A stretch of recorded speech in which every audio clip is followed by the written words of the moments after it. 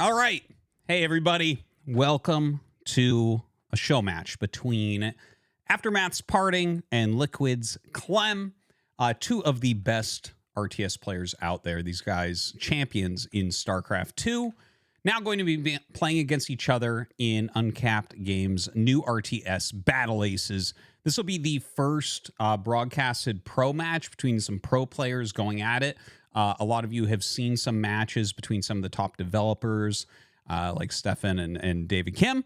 And they're very, very good players as well. But I think that PartinG and Clem are going to bring a different feel altogether. So this is going to be great. It's going to be a 15-game series. And yeah, I'm just about ready to get into it. At the end, we are going to go ahead and do an interview with David Kim and try to figure out when that beta is going to be coming out.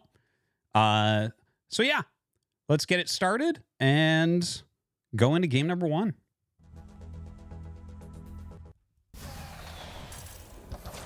All right, here we go.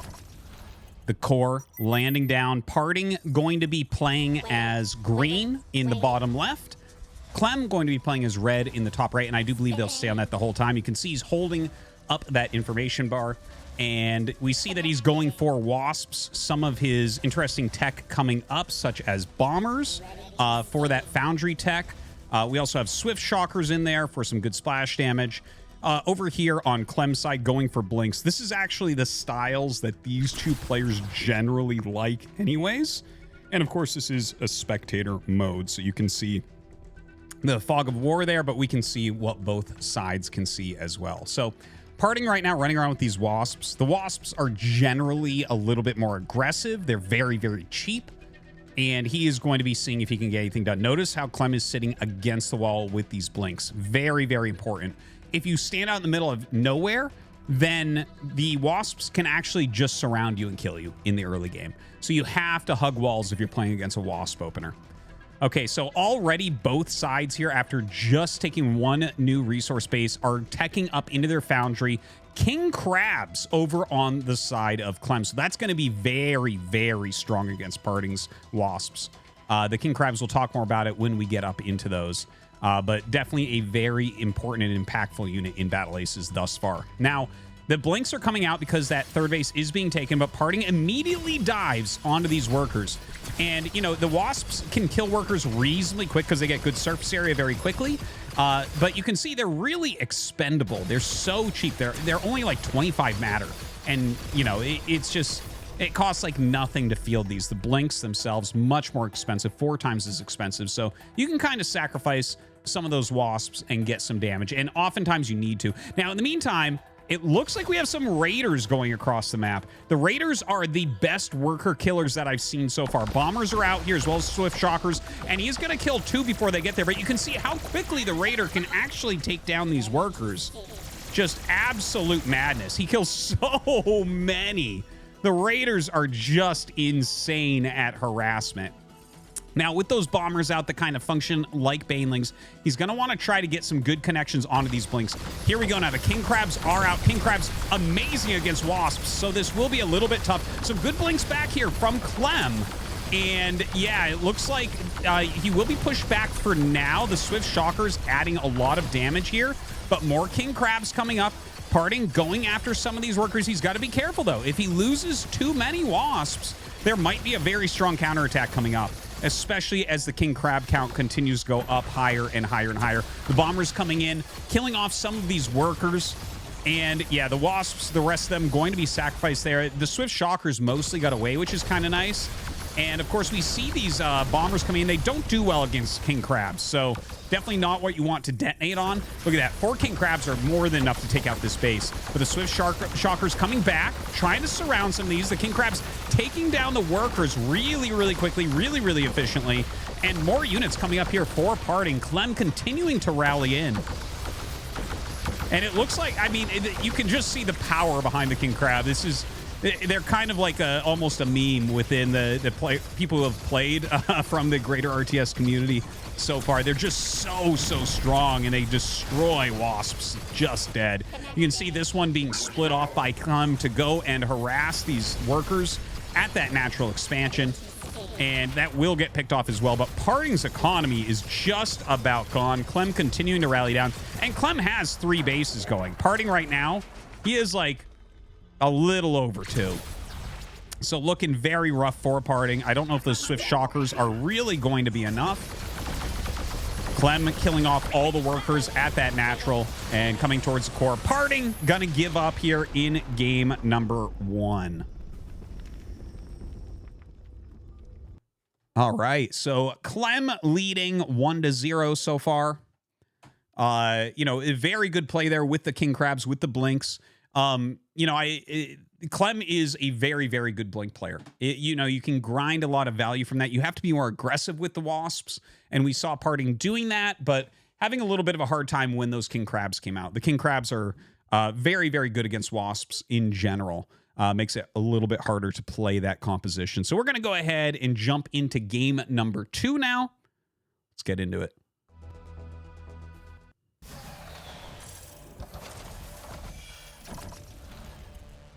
All right, once again, we are going to have PartinG here in the bottom left. Oh my god, he's opening with crabs?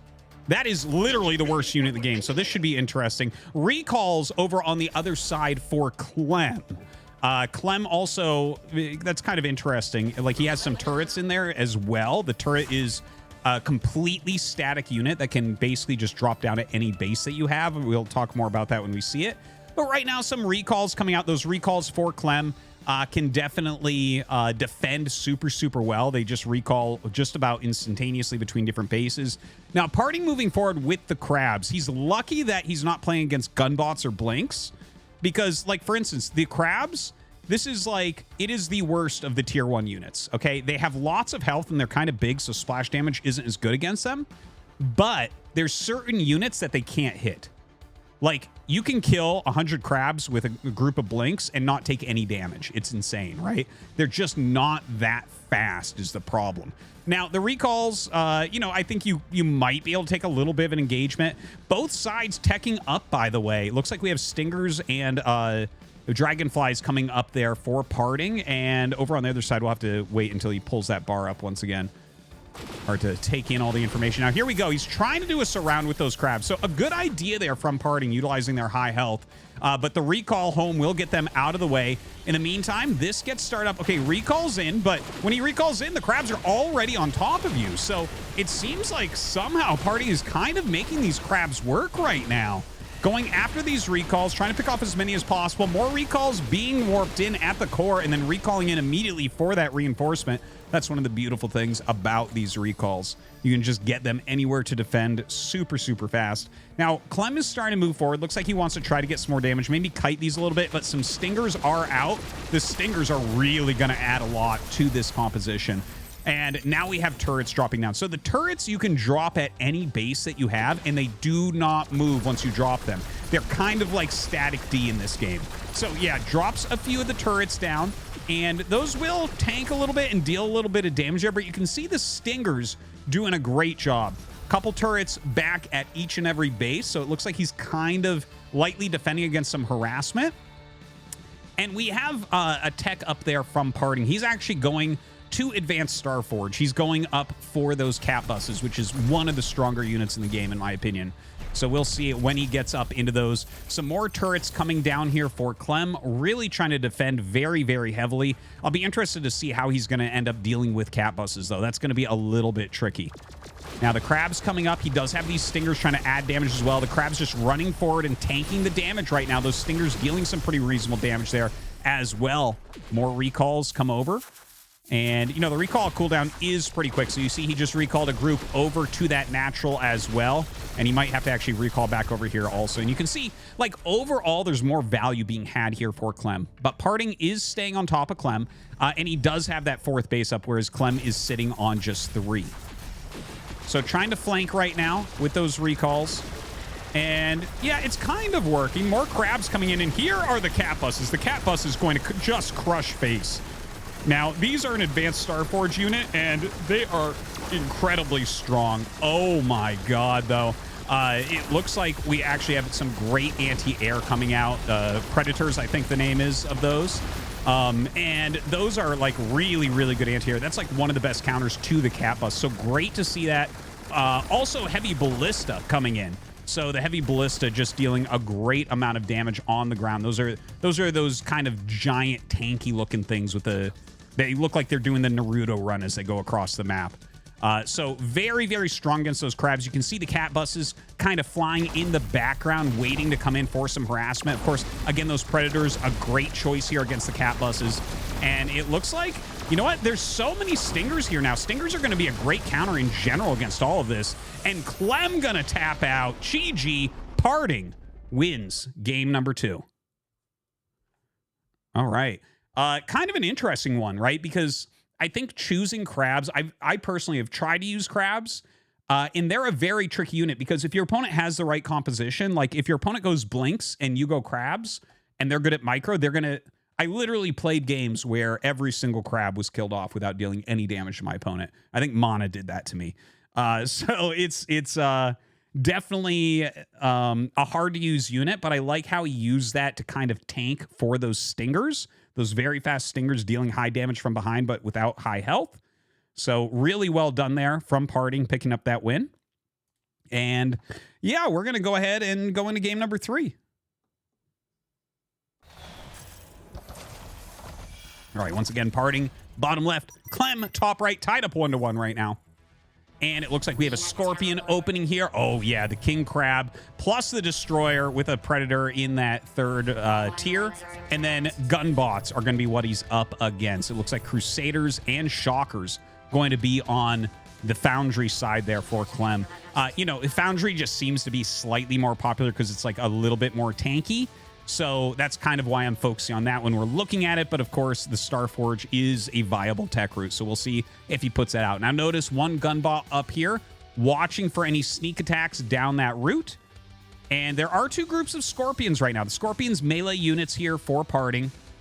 Pretty fast, like faster than crabs. I would say just straight better than crabs overall is what it seems to be. Now, pretty quick tech coming up from PartinG. He's doing a 2 base here. He's going right into King Crabs, and Clem is trying to take another base. So, you see he's going... he has King Crabs and Destroyers as his tier 2. Destroyers are an anti-tech unit, so when your opponent is not teching, you're not going to make any of them. So, we're going to see King Crabs coming out here for PartinG, and... like, I think he's just going to go mass King Crab Scorpion and try to do a timing attack on the 3rd base. We'll see about that, though. The Gunbot's coming forward, and he's got to be careful. Clem is, like, way out here. Now, these do have overclock, but look at the flank coming up from PartinG. He had this set up the whole time. He was waiting for this opportunity, and look at that surround. Look at that surround from PartinG. Very bad situation here for Clem, taking a ton of damage on these Gunbots. He's trying to kite back a little bit, but you can see the tankiness of the Scorpions doing a good job. He pulls back the really damaged ones, continues to chase, but, you know, you do get 3 of those overclocks before you're going to have to start really waiting to recharge them for Clem. So he's able to out-micro here pretty heavily. You can see some kiting there, very similar to, like, Marines in StarCraft 2. Running back, more Gunbots coming out, so he's really whittling this down. The Gunbots, definitely a pretty strong unit in the mid game like this. And he actually does go into some Destroyers, which is a little bit surprising. Destroyers definitely do very heavy damage. And as you can see, they're going to take that base down very quickly. But will they fight well against a mass of Gunbots? In the meantime, oh, a King Crab sent around the side to go after some of these workers. Gets 4 workers so far. Don't worry, those workers do start to rebuild right away. It takes a minute for a worker to come back. So he will get those back, but 8 workers end up falling. More King Crabs added into the army. I'm really interested that he actually made the Destroyers against tier 1 units because they're more, yeah, see, these Crusaders coming up, that's what you want the Destroyers against. They will absolutely massacre those. So the Crusaders out here, that's one of the highest health units that there are. I think for tier 2, just the regular Foundry Tech might be the highest health unit. Very, very tanky. There's the Shockers coming out now as well. The Shockers deal a lot of splash damage, so should be pretty good against this mass Scorpion play. Of course, the King Crabs, they deal splash damage, so you got to watch out for that, but they are melee units, so they have to get on top of you. Now, here we go. They both come in on both sides. The Destroyer's having a hard time getting up and actually getting their shots off, but you can see as soon as they target down, even the Crusader is picked off. Now, mass Scorpions trying to go all around. Those, oh my god, the Shocker hits. Just eradicating all the Scorpions on that side. targeting down as many of these units as he possibly can, but you see how quickly the base goes down. This is a very popular unit composition. With the Destroyer plus King Crab combo, you can kill bases very quickly, but you can see value-wise, Clem is doing a pretty good job with the tanking, but he is starting to lose these Shockers. The Destroyer is doing a great job here for PartinG as he pushes Clem back. Clem continuing to micro as best he can with those gunbots. The gunbots actually do reasonably well against the King Crabs because you can kind of stay out of range of them if you kite really heavily. And you can see that they do all right against these Destroyers as well. You got to consider the cost of the units. Destroyers and King Crabs costing like 125, 125 a piece, whereas these gunbots are like 50. So very, very cheap stuff. Continues to push forward with those gunbots, but right now PartinG is on 4 bases against Clem's 2. So Clem is pretty all in here.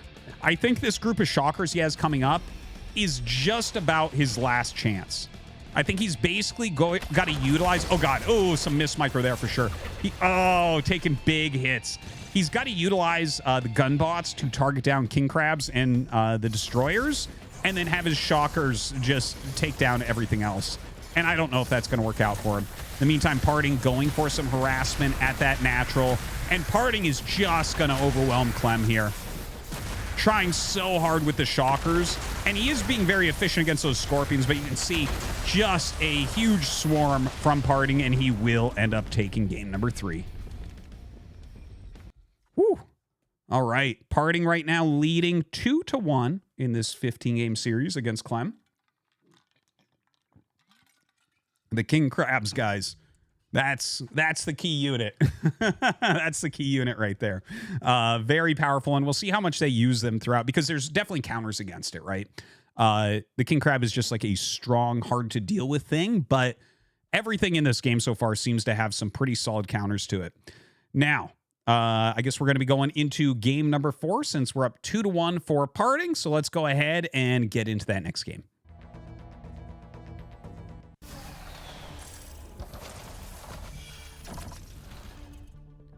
So PartinG in the bottom left as the green, and Clem in the top right. So recalls for PartinG, Wasps for Clem. Looks like Clem... Oh, Clem is using this new unit that I really want to see in action. Just a fantastic unit, the Assault Bot. It goes so well with the Wasps, theoretically. Also, he has really an interesting Starforge tech as well. I love the Locust choice. I love this deck from Clem. Absolutely loving it. Now, he's coming out with these Wasps, right? These are the more aggressive. They only cost 25 matter. Running across the map with them right now, you have to be careful with your recalls. The recalls have to stand like in between workers and whatnot, right? Recalls cost 4 times as much. They're not as fast. They don't shoot particularly fast either, so you have to be really careful. So, for instance, he has to recall over. So he recalls over with his other units. And, you know, PartinG, well, I mean, he takes some damage on them, but... Overall, a good defense, I guess. Not really that many Wasps across the map. That third base being taken immediately here by Clem. Clem running up and does force that recall once again. Just going to rotate around with these Wasps a little bit. Honestly, like, the thing is, this is what I think the early game between these two tier 1 units really should be looking like, right? The Wasp player trying to get in, but the recall player just kind of zoning back and forth and recalling when he needs to keep that defense up and going. But he does have that next tech coming up, right? So he's going for Raiders and he's going for Crusaders. Crusaders do not deal AoE. They just deal single target damage, but they have so much health that watching Wasps try to kill them is hilarious. Probably not going to happen. But he is on a smaller tech. So Clem, I believe, is going to be going basically all in here. Recalls a small portion of his army right there. Has to be very careful about getting surrounded. Recalls the rest of it over to this natural. More units coming in, more recalls being made, and you can see, right, this big mass as you get a big ball of those recalls. They really get very cost efficient against the Wasps. But PartinG has kept Clem back this entire time. Now, this is the important part. These 3 Raiders coming can kill... They can literally run through all your mineral lines instantly and kill them. So you have to stop them. You have to stop them. You can't let them get to your mineral line. And I think that Clem's going to be in some trouble. Oh, he just barely surrounds those, forces them back. And in fact, he has a big enough group of Wasps here that he will be able to kill those off. But in the meantime, PartinG with a secondary attack, right? He sent up that harassment of the Raiders and then goes up and is able to kill off that third base. So a very tough situation. You can see how long it takes to kill a Crusader here.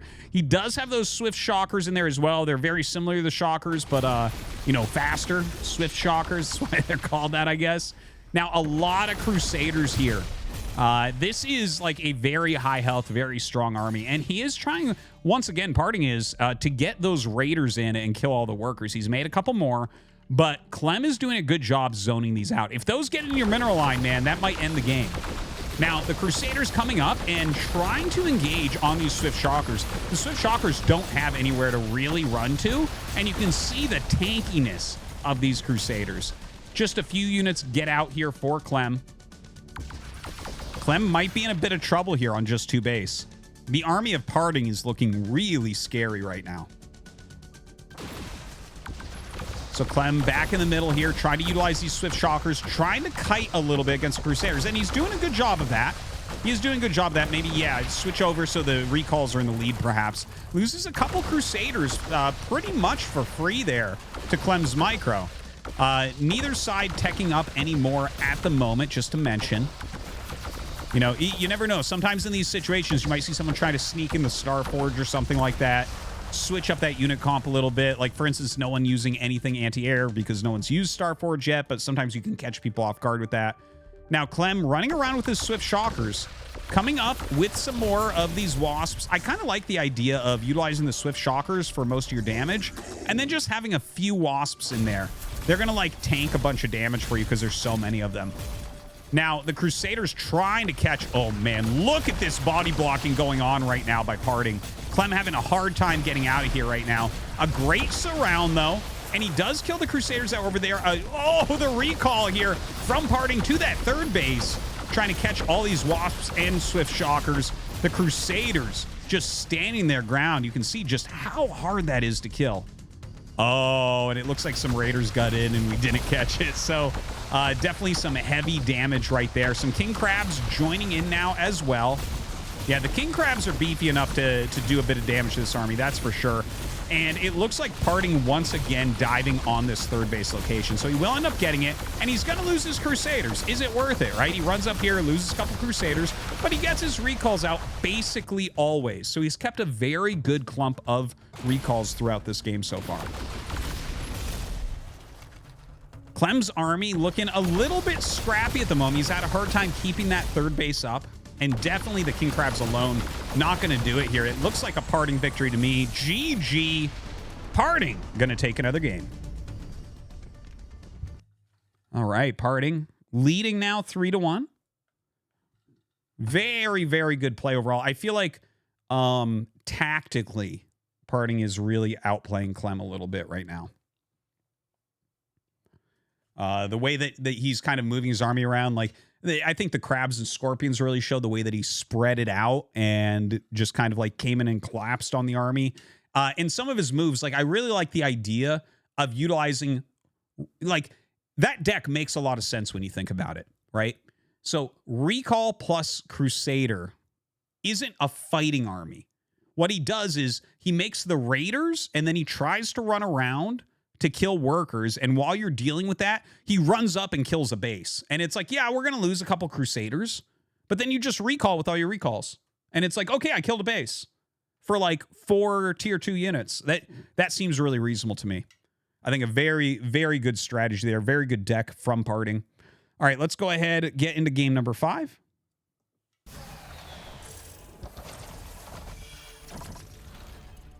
PartinG once again, bottom left. Clem in the top right. In case you're wondering, everyone plays from the bottom left in this game. It just mirrors it. The map is completely symmetrical. Okay, so looking here, PartinG with the Blinks. Has some very interesting units in here. He has the Crusader and the Shocker. Over on the other side, Clem trying out the Wasps. Once again, does have that Swift Shocker, and I believe I just saw Bombers in there. If I'm not mistaken there, for that Foundry tech. We haven't seen a whole lot of Starforge play. A little bit. You know, obviously we saw PartinG utilizing Stingers and getting up to the Cat Bus. He definitely has, like, Starforge tech quite a bit from my games with him. but utilizing quite a bit of Foundry tech here against Clem as well. Now, this is actually a battle that's winning for Wasps, so PartinG has to be really careful. He has to make sure he's blinking carefully, and notice how he's made a few more blinks here. Now, this is the type of pressure that's really good. If you look at those resources, you see how Clem started a third base. It's because he was attacking PartinG that he was able to slow it down, because he forced PartinG to make a few more blinks, so he didn't have money at the timing that you would normally get the third base. So Clem just gets a little bit of an edge there by pushing hard with the Wasps, by forcing his opponent to make a few more blinks. Really, really good move. Now, Clem's third, of course, will be up a little bit quicker, get a little bit more income, and here he comes. He's going to try to surround here, and he is going to surround here, but up against the wall, this is really... Notice how Clem actually moves some Wasps behind, just in case they tried to blink over to the other side, he would catch them instantly. More Wasps coming down. PartinG having a very hard time with the blink. For a Protoss pro gamer in StarCraft 2, you'd think he'd do a little bit better with a blink opener, but these Wasps doing a fantastic job. Clem is doing just so well reducing the numbers of blinks here, forcing him to continually buy blinks here. This is awesome, awesome, awesome play from Clem. Just really, really superb usage of these Wasps. Now, goes in, kills off a bunch of the workers, and, well, you know, PartinG comes up and he's trying to clear it. And, I mean, he will technically kill the Wasps off, but, I mean, he's sacrificing these Wasps to kill all the workers after the base was already a little bit late. You know, it's tough. It's rough. And now the Stingers are coming out, so he has gone into that Starforge tech. Clem moving forward with the with those Stingers. Shockers are out, so really heavy splash damage there, but the Stingers are just in too high of a number. PartinG's economy has not been touched. He's been harassing Clem's economy nonstop, forcing extra tier 1 units out of him, and he's kept him on his back foot. He's kept his economy very, very low. It's really a tough situation. So comes in right now, trying to go for a little bit of a dive here, Clem is. PartinG just losing all of his units over and over and over. Another group out here. Oh, maybe a little bit of a miss rally. Could have probably sent those in and dealt some damage while he was having the fight over at that core.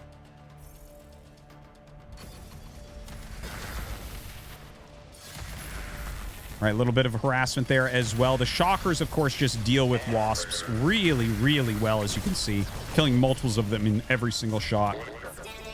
Okay, and now we actually have some of those really big blink guys. The really big blink guys I have, like, not really seen yet, so not really sure what to say about them. I think they're called heavy blinks, if I'm not mistaken on that.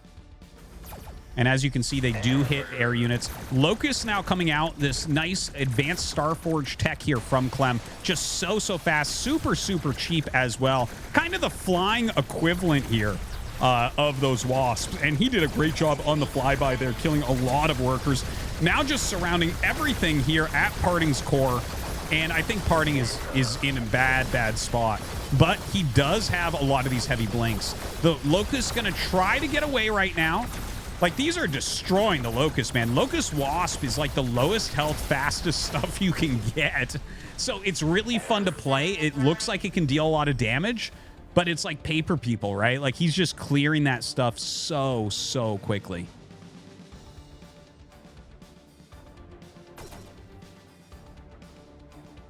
All right, the Locust coming around the map, looking for some more damage. Those blinks and heavy blinks making their way over to Clem's third base. Gonna go after it. Should be able to pick this off. Is he gonna try to blink out of here? Okay, so blinks away a little bit, but the surround comes up once again.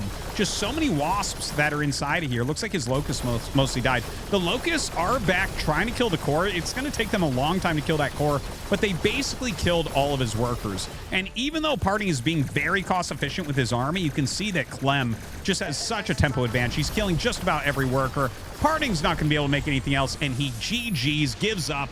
Clem takes game number 5.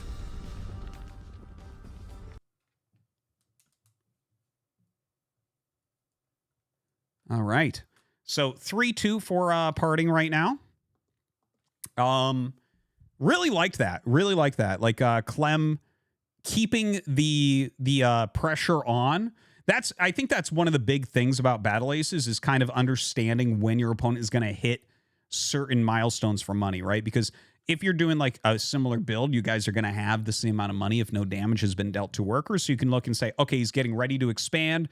Maybe I can put some pressure on here and slow that expansion down. Now, my expansion is a little bit quicker. Okay, now what if we harass his expansion a little bit with those extra units I'm going to get? Moves like that definitely seem very, very good. It looks like we are ready now to get into game number 6. Let's see if Clem is able to tie it up. 3-2 in PartinG's advantage right now. Let's get into game 6.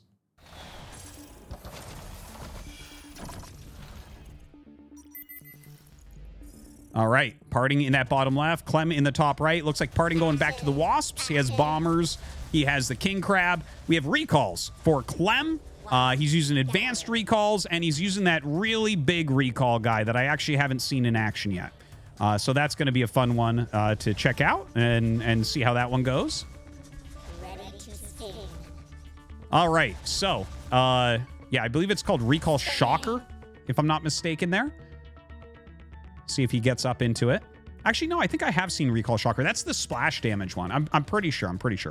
Okay, anyways, the Wasps going out across the map. You have PartinG right now going after that natural expansion a little bit, and he forces the recall. So he's going to pull back this other group that those recalls went over to and then put some damage on to this base. Now, one thing to mention is that the resource bases don't regain health, but the core does over time. At least when I was playing, I'm 99% sure it was. So when you put this damage on, you may be able to come up and finish it off a little bit later.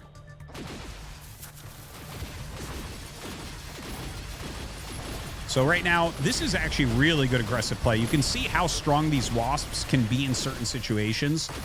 You know, the recall's having a very hard time right now. He's forcing a lot of recalls out. Not a great situation here for Clem, as you can see.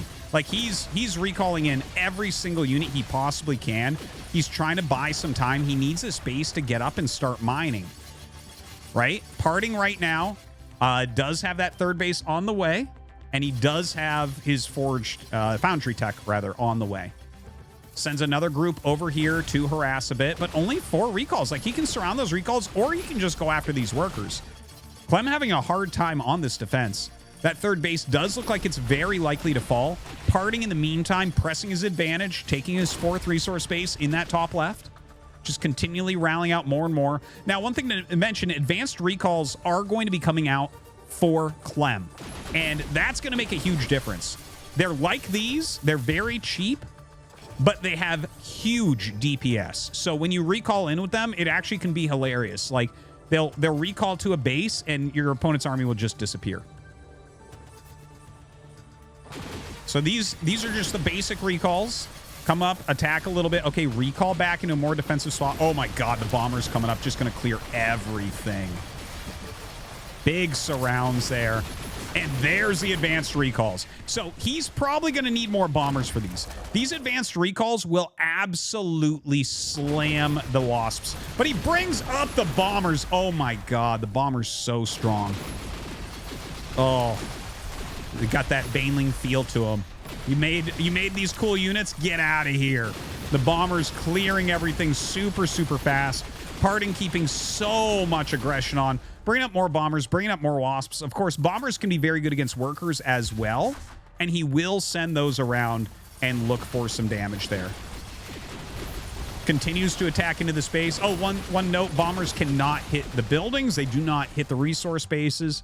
Just so you know, you can't just kill them off like a planetary in StarCraft 2. Some King Crabs coming down now as well.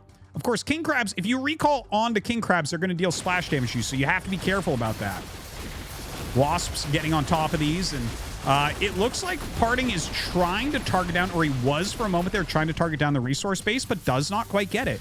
So somehow, some way, Clem has kept his 3 bases up and alive. And now his advanced recalls are across the map, killing off all of the workers. Oh my god. The just non-stop aggression with Clem just barely holding on to this base is insane. PartinG's army size is actually getting pretty small. His economy is not it doesn't have some sort of big advantage. And now you see that he's like, he may have to start making some anti-air as well, because don't forget, there's Starforge tech here for Clem. We might see him throw in some dragonflies. A few dragonflies here could be very, very helpful, but it looks like PartinG keeping so much pressure on, he doesn't feel like he has time to do it. And now finally, I think this base is going to go down. More recalls and advanced recalls come in, but those will get cleared as well. Keeping these bombers alive to deal with anything that comes up. Yeah, saving them for the units. GG called there by Clem. PartinG going to take another one. All right, so PartinG leading 4-2 right now. Woo. Really, really keeping that aggression up. Like, you have to be very careful with your defense as the recall player. You know, you gotta make sure that you're kind of sitting back. It almost feels like recall, like if you're playing against a very good Wasp player, I'm not sure if you can actually take your third resource base quickly. I think you might actually need to tech up. I think that might be a case. So we'll be getting into game 7 here momentarily. PartinG right now leading 4-2. So let's do it. Let's go to game 7.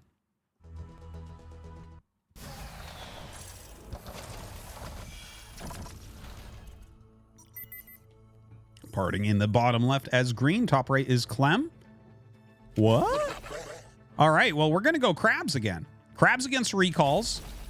Looks like very similar armies to what we saw before, actually.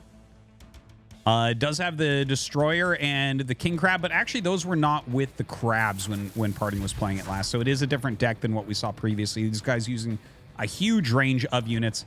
I'll be interested to see how the Crabs fare here. Like, recalls aren't going to kite that well, right? Like, they can shoot and then get out. I do like Clem walking across the map. I definitely think he should be walking across the map. Like, get up here, kite a little bit, kill one, and then just recall. Bam. See? He's already got one. Hasn't lost his. They cost the same amount, so you can see he's just being way more cost efficient. Good pullback there from PartinG. Just kind of forcing his way in with these high health units. Getting a little bit of a surround. Oh, he's going to lose another recall there, but overall dealing with the crabs pretty well. You know, that's the funny thing about crabs. They don't feel that good in the early game, but as you get later, like, just their size and health really can help, especially if your opponent has a lot of splash damage, right?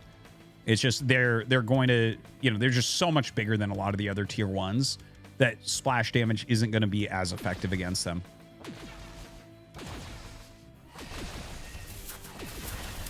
All right, so the crab's just going to run over towards this.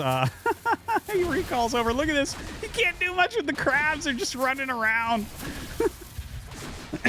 Tries to run out of here now. The recall defense here from Clem has just been a little bit too strong.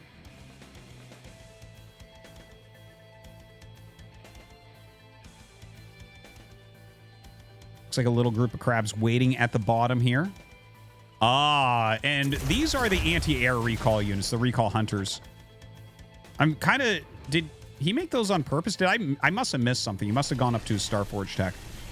Game is quite fast-paced. I'm still kind of getting used to seeing exactly where everything's going. But yeah, the recall hunters are... They're very good anti-air, but not particularly good against ground units, honestly. So kind of weird to see those mixed in here. Might have actually just misclicked, right? Like, it mismacroed on his keyboard. I've definitely seen that from time to time. Done it myself. So still just mass crabs out here. Okay, so it looks like that tech continuing to rise up right now. And are these mammoths? I believe that they are. Now, we have some butterflies out there. So the butterflies deal massive, massive damage to ground, but the recall hunters just completely crushing. And yeah, those mammoths dealing tons of damage. But now the cat bus is out. If you can get a bunch of cat buses, you can probably kill off quite a few of those recall hunters. Now, the crabs doing actually a very good job of kind of keeping those mammoths back. And you can see the cat bus just dealing a lot of damage in here the entire time. The cat bus just such a good advanced Starforge unit. Another one comes out. It's got the girl cat voice. All right, perfect for the cat bus. It does have little cat ears and kind of looks like a bus, so it makes sense. Now, the recall hunters, you can see, tier 1 anti-air is not very good against cat buses. Like, he's got a lot there, so it's kind of working out. But you can see the cat bus is holding their own more than you will normally see from air units here against anti-air. Now, a flank of crabs comes in, and yeah, the cat buses are going to help to just clear the rest of this. That is not enough recall hunters here, so he does run away and recall back. Has a few more mammoths mixed in there. Feels like he's trying to use the mammoths more for like harassment on the workers, but doesn't seem like that's really working all that well, honestly. They don't really strike me as a very good unit for killing off workers. Now, the cat bus is trying to fly away from this anti-air. The recall hunters are just going to have to really be recalled in mass to deal with these cat buses. Now, the cat bus is going towards this main base. So many workers up here. They do pop one very quickly, but the other ones have gone down to the natural, so I think he's going to lose all his workers there. PartinG's multitasking here, maybe a little bit too much for Clem. The slow recall hunter's having a hard time. He's killed off most of those, and look at this. The crabs surrounding mammoths here. But again, the crab not an all-star unit. This tier 1 having a hard time finishing them off. And now we get some dragonflies in here. Much, much faster air units. Just trying to add enough damage in here to actually kill the mammoths at this point. We don't actually have any recall hunters over here, so that's a problem. You know, the recall hunters were all back at home defending against those cat buses, of which there are still some, and you see them trying to defend.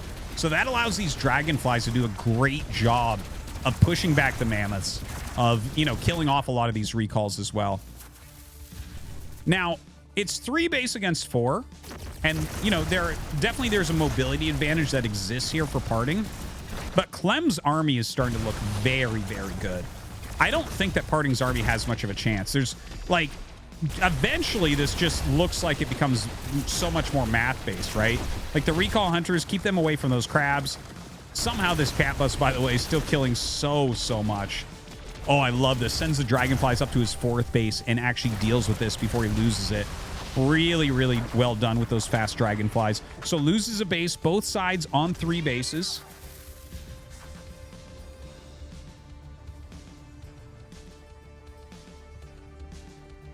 The game slowing here for a moment. Dragonflies going after these mammoths. Sad loss here. Yeah, plenty of anti-air. He's got to keep those away. Dragonflies do, like, okay against ground, but yeah, they're not like the cat bus. So big recall down to that bottom right base, that 4th base for Clem. Dragonflies chasing these mammoths down. Yeah, the mammoths, you know, they are going to be able to kill this base off, but he's losing quite a few of them to the dragonflies. Damn, those things are tanky. Now comes in, has all these butterflies in here as well.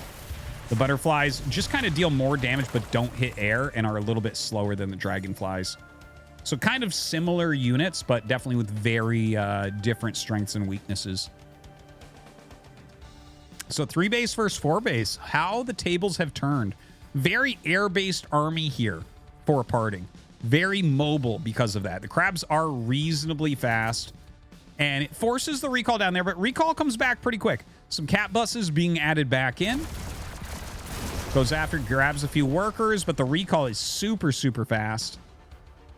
It seems like by the time he gets down to the other base, the recall's back. See? That's how quick recall is. If you're right on top of it, you're basically intercepting these units as they get to the bases. All right, so he is going to take this fight. No way, man. Is PartinG going to be able to do this with the cat buses and the butterflies? They're actually dealing a huge amount of damage in here. But no, the recall hunter's just doing too good of a job. Almost nothing left over for PartinG. And I believe he has a couple more cat buses coming, but that I don't think that's going to be enough. Yeah, butterfly mixed in there as well.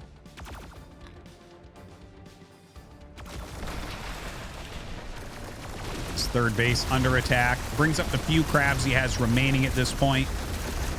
Trying to engage on top of these recall hunters.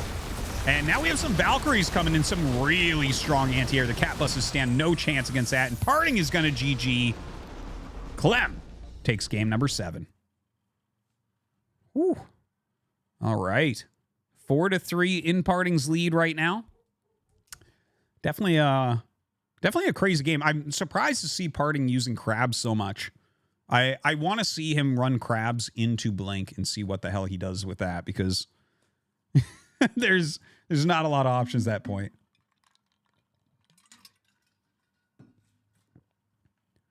All right. We are going to be going into game 8. Again, seeing if Clem can tie this up. Let's go.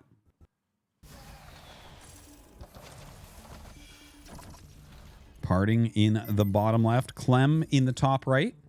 Both sides expanding immediately. Looks like it's going to be gunbots here for PartinG. Blinks for Clem.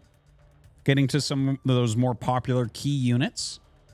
Yeah, looking at that tier 2. Some interesting choices here. Mammoth plus Dragonfly for Clem in the Starforge, but King Crab there in the regular, in the Foundry tech. PartinG with the gunbots. Haven't seen him utilize gunbots quite as much. The gunbots, okay, so, you know, you can use anything kind of however you want. I feel like the gunbots are specifically a very good early game defense to mid game timing attack type of unit. They mass really well, right? They cost half as much as a Blink. And it feels like you get to a critical mass of them where when you overclock, you can just power down even higher level tech units. They can have some problems, you know, against splash damage if it gets up on top of them, of course. But yeah, you see PartinG playing pretty aggressively. Now he's used 2 overclocks on him. Uses the 3rd. So when this wears out, they're going to be slow for a little bit while they start recharging. So he's going to turn around as the Blinks dodge away. But notice that he's kept the aggression on and forced additional Blinks, right? We have no third base here for Clem yet. Clem moving across, going for an attack here on that third base of PartinG, right? He started that more than 30 seconds ago. So his third base is going to be way, way ahead of anything Clem's doing.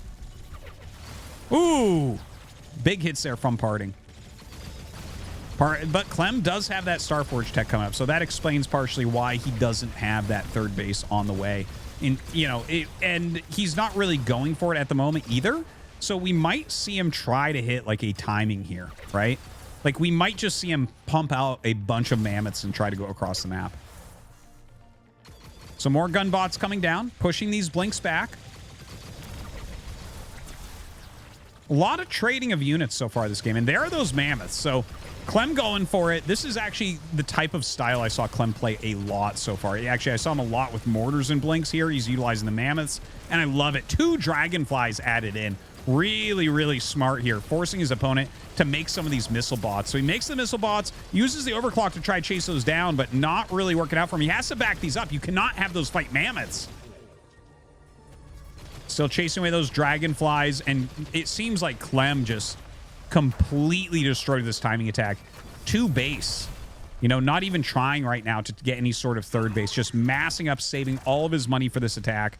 I really like it with the dragonflies being so fast, forcing him into some of these like suboptimal ground units, and then utilizing the mass mammoth with Blink, which is just like good health, good microability. So Blinks forward here. You know, there are a bunch of destroyers in here. And destroyers can kill mammoths very, very, very quickly. So let's see if he's able to actually target that down. That is a lot at Blink forward there to target down a destroyer. I love it from Clem.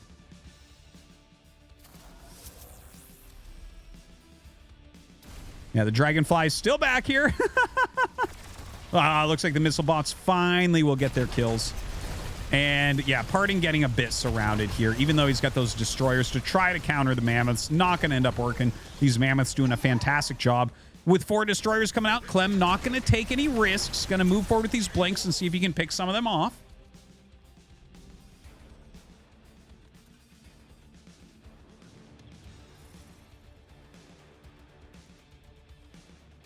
And it looks like, by the way, Clem is going to advance Starforge now. So he is getting up to that cat bus tech. The missile bots are not going to have a good time with that. You're going to just need at least a tier 2 anti-air or a tier 3 anti-air. The tier 1s just don't seem to do well in that situation. Looks like PartinG getting mostly surrounded. He's just going to GG. And Clem now ties it up. All right, so we are on 4-4. 8 games played, a little over halfway through, all tied up. Hope that you guys are enjoying.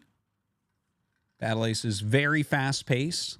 Lots of stuff going on. I'm trying to explain some of the strategy as we go through, but there's only so much talking time.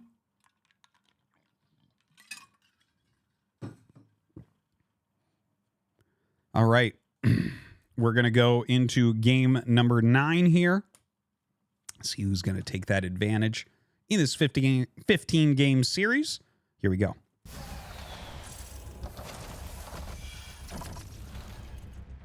So PartinG, bottom left. Clem, top right.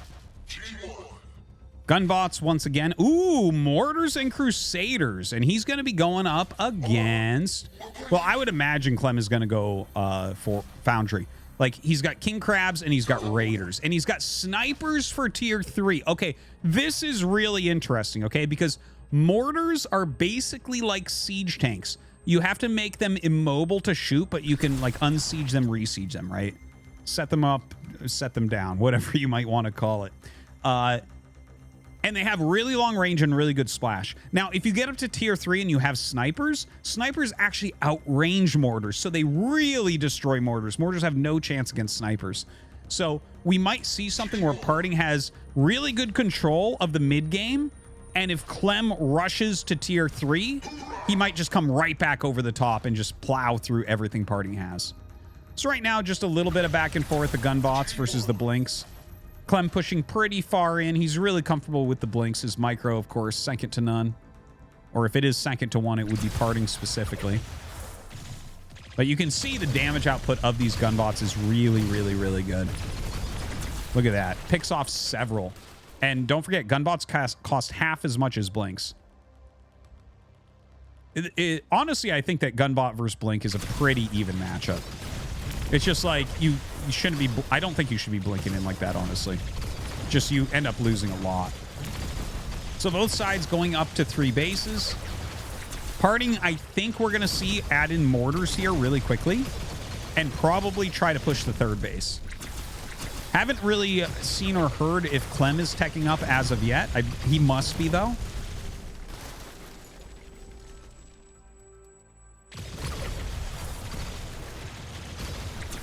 Yeah, these really make me feel like PartinG is taking a better side of these engagements. Now, here are the mortars, right? They're running out and starting to set up, right? So he's kind of leapfrogging them forward. And, you know, the blinks, they're in kind of a small number. You can see, look at that damage output. Just absurd. Now, the tier 2 tech is almost here, right? The Foundry tech. King Crab's probably going to be coming out. Like, King Crab Blink might be able to break through this. Look at that. That is a large amount of King Crabs. Blinks forward. He's going to lose those very quickly. Yeah, no, PartinG's going to be able to clean this up. The gunbots already do reasonably against King Crabs. And you can see just that huge mortar damage doing a great job. Few Blinks and King Crabs still coming out here, but the army's just so much bigger. Crusaders being added in. Seems like it should be a pretty reasonable counter to the King Crab as well. It'll take it a while to kill that. Clem,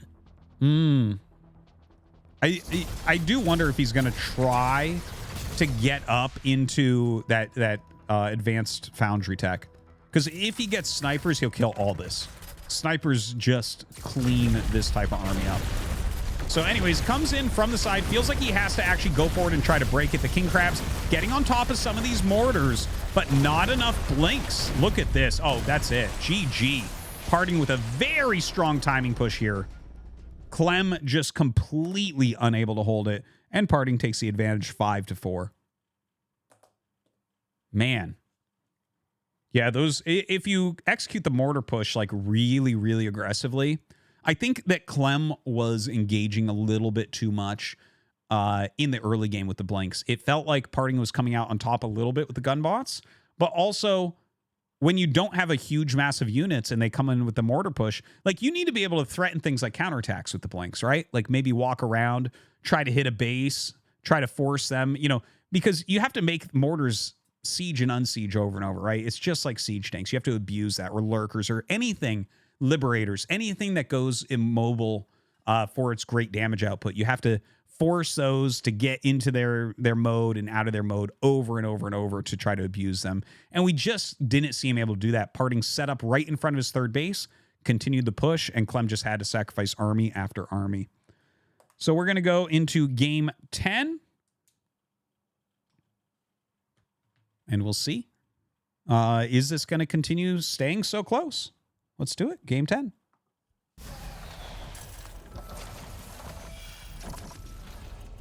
So PartinG down here in the bottom left. Going gunbots once again. Another mortar push. And it looks like he's playing against Blink Crusader Shocker. And so no King Crabs this time. The Shocker is definitely going to be a better choice, I think, against this particular deck. And he does have those snipers for tier 3.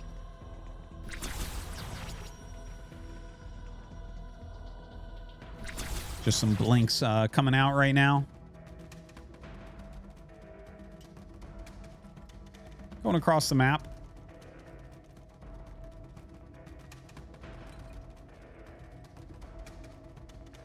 Gunbots sitting very defensively here in between the natural and the core.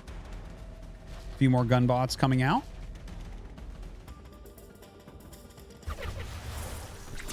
Yeah, overclocking, just kind of pushing them out a little bit. Blink's just taking a tiny, tiny amount of damage. Not a big deal. Expansion coming up. PartinG keeping those gunbots very, very close to these blinks. Yeah, it doesn't feel like the blinks are doing super well here.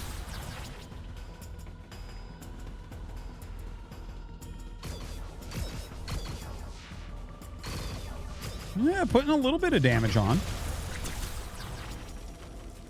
Clem, you know, has his own third base coming up here as well. Notice that there is one gunbot above the natural base up in that area watching for any sort of counterattacks that may be coming out of Clem there. So I do like that positioning. Really nice. Gunbots just starting to win right there. A little bit slow on pulling those blinks back. And yeah, the gunbot's really starting to win here. So both sides do have Crusaders. And other than that, it's Mortars once again on the way here for PartinG, and then Shockers over there for Clem. So, you know, I think the Shockers are going to do so much better against the gunbots. Like I said, gunbots do kind of well against King Crabs. So yeah, the Shocker is going to be a better source of splash damage since they can do it from afar. The PartinG just having much better engages, though, with his gunbots so far here. Clem continuing to macro his blinks. Coming down towards his third base again. PartinG did take a fourth and is kind of out of position for this for a moment. Of course, Clem can just kind of blink out of there. Decides to turn and fight. Kind of surprisingly. And there's the Shockers. Mortars setting up in kind of a defensive position here. But you know what? I like that Clem is more on this side, not just letting PartinG go up and like siege right on his third. Ooh, good shot there from the mortar. Another mortar running up, trying to get into position. 3 Crusaders added in. Look at this, man. Oh my God. So the Crusaders are tanking beautifully. But when he does get to target down those Shockers, they die very, very quickly. So the Shockers are being kind of countered by those mortars, whereas the Crusaders are just plowing through everything. So right now, Clem going after that top left base. The mortar adding some good defense here. Okay, he actually turns around from that fourth. I feel like Clem needs to kill PartinG's fourth base. Now, we have snipers actually coming up for Clem right now. That is going to make a big difference. Right now, PartinG trying to draw him back into some of these mortars. The Crusaders doing a really good job. Shockers coming up and clearing that out as well. Okay, well, we're really getting up into the tech now. Heavy Ballista being added in. Tier 3 Foundry tech. But getting blown up pretty quickly. Now, there's the snipers. First time we're seeing the snipers here tonight. Snipers outrange, I think, everything in the whole game, but they're very slow. And shoot very slow, as you can see as well. Very high damage output as well. You can see just how annoying those are. The mortars themselves outranged. Kind of crazy to see. But yeah, those snipers doing a fantastic job with the Crusaders in the front to tank and the Shockers to make sure that Mass Gunbot can't run forward. Look at this. He's just poking and prodding him. What are you to do? Clem at home with these high-range units like Siege Tanks or Liberators or something. It's more like a Tempest, I guess, against air. and just crushing PartinG this game. You know, PartinG having a great game with mortars the game before, and then Clem coming back over the top with some changes to his deck, and this time getting into these just ridiculous snipers as well, clearing everything out so quickly. Yeah, look at that. The heavy ballista stand no chance against these. GG, and Clem wins another. Whew. All right, 5-5.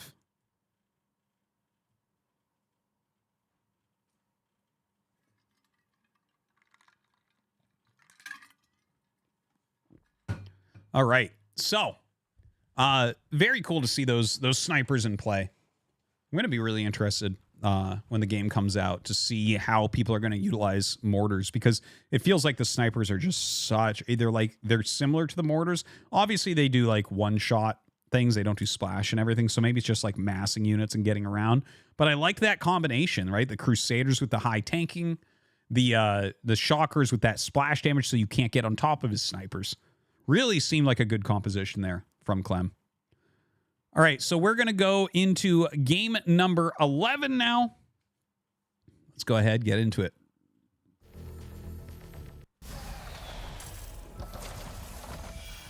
All right, we got PartinG down here in the bottom left is green, Clem in the top right as red.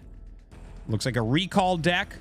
Some heavy recalls. We have the Raider there. Looking over on the other side, King Crab and Destroyer, as well as Blinks. A very kind of standard deck here from Clem. I've seen decks that look like this many times. So the Blinks, like basically if you go Blink plus King Crab, it's a really good combo for hitting the third base. It's very strong. So we'll see if he goes for that early on. Of course, the Destroyers deal massive damage to buildings or other tech units. Maybe we're going to have to see Starforge coming up from PartinG because of that unit composition. PartinG sitting back right now on his Blinks.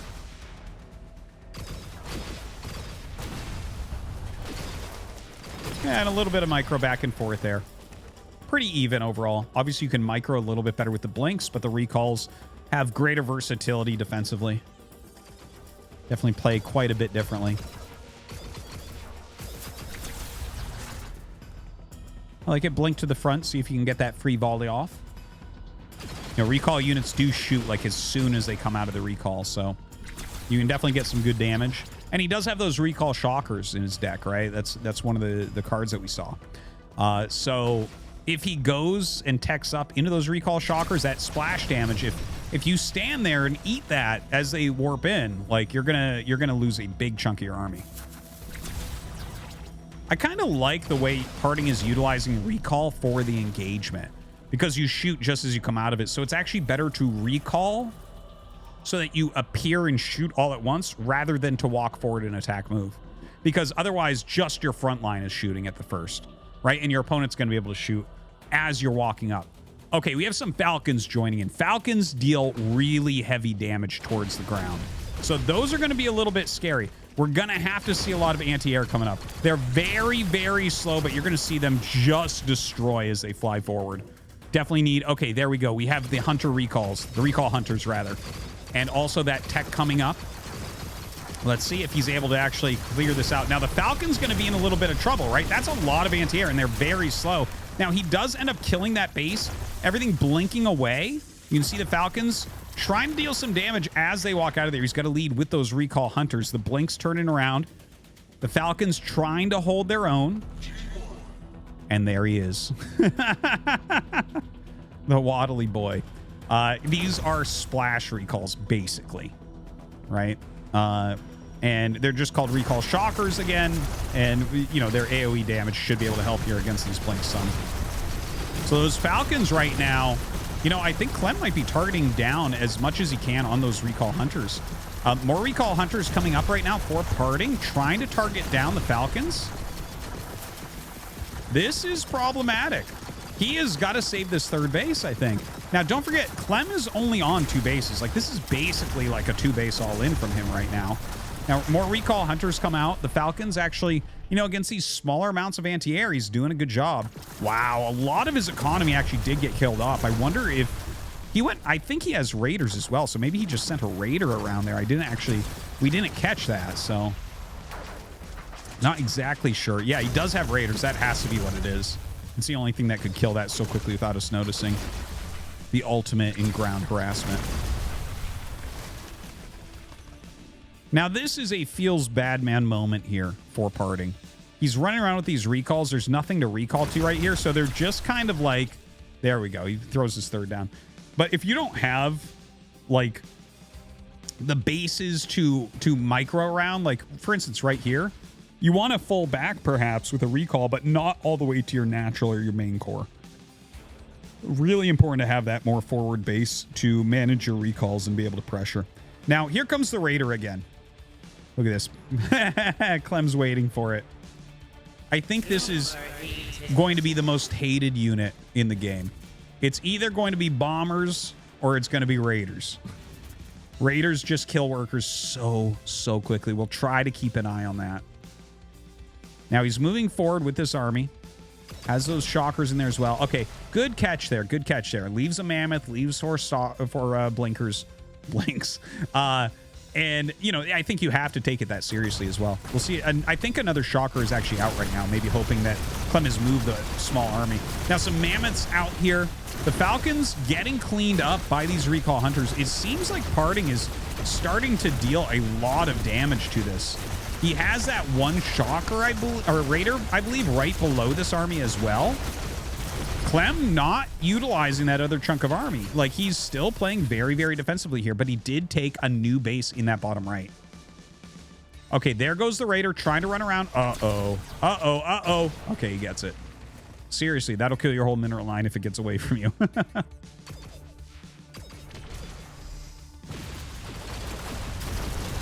Okay, the mammoth's trying to come up here for an attack. Massive, massive recall. I think we need splash damage added in, really? Like, this seems to be a little bit of an issue right now for Clem. Like, there's just so many recall units, and he doesn't have anything in there that deals splash. No AoE effects, right? Like, definitely the mammoths are really tanky, but they're not helping with that AoE. So just the massive smaller units here from PartinG doing a great job. You can see the mammoths are starting to get knocked down. It's just such huge macro coming out of PartinG, and GG is called. PartinG going to take another game. Whew. 6-5 in PartinG's advantage.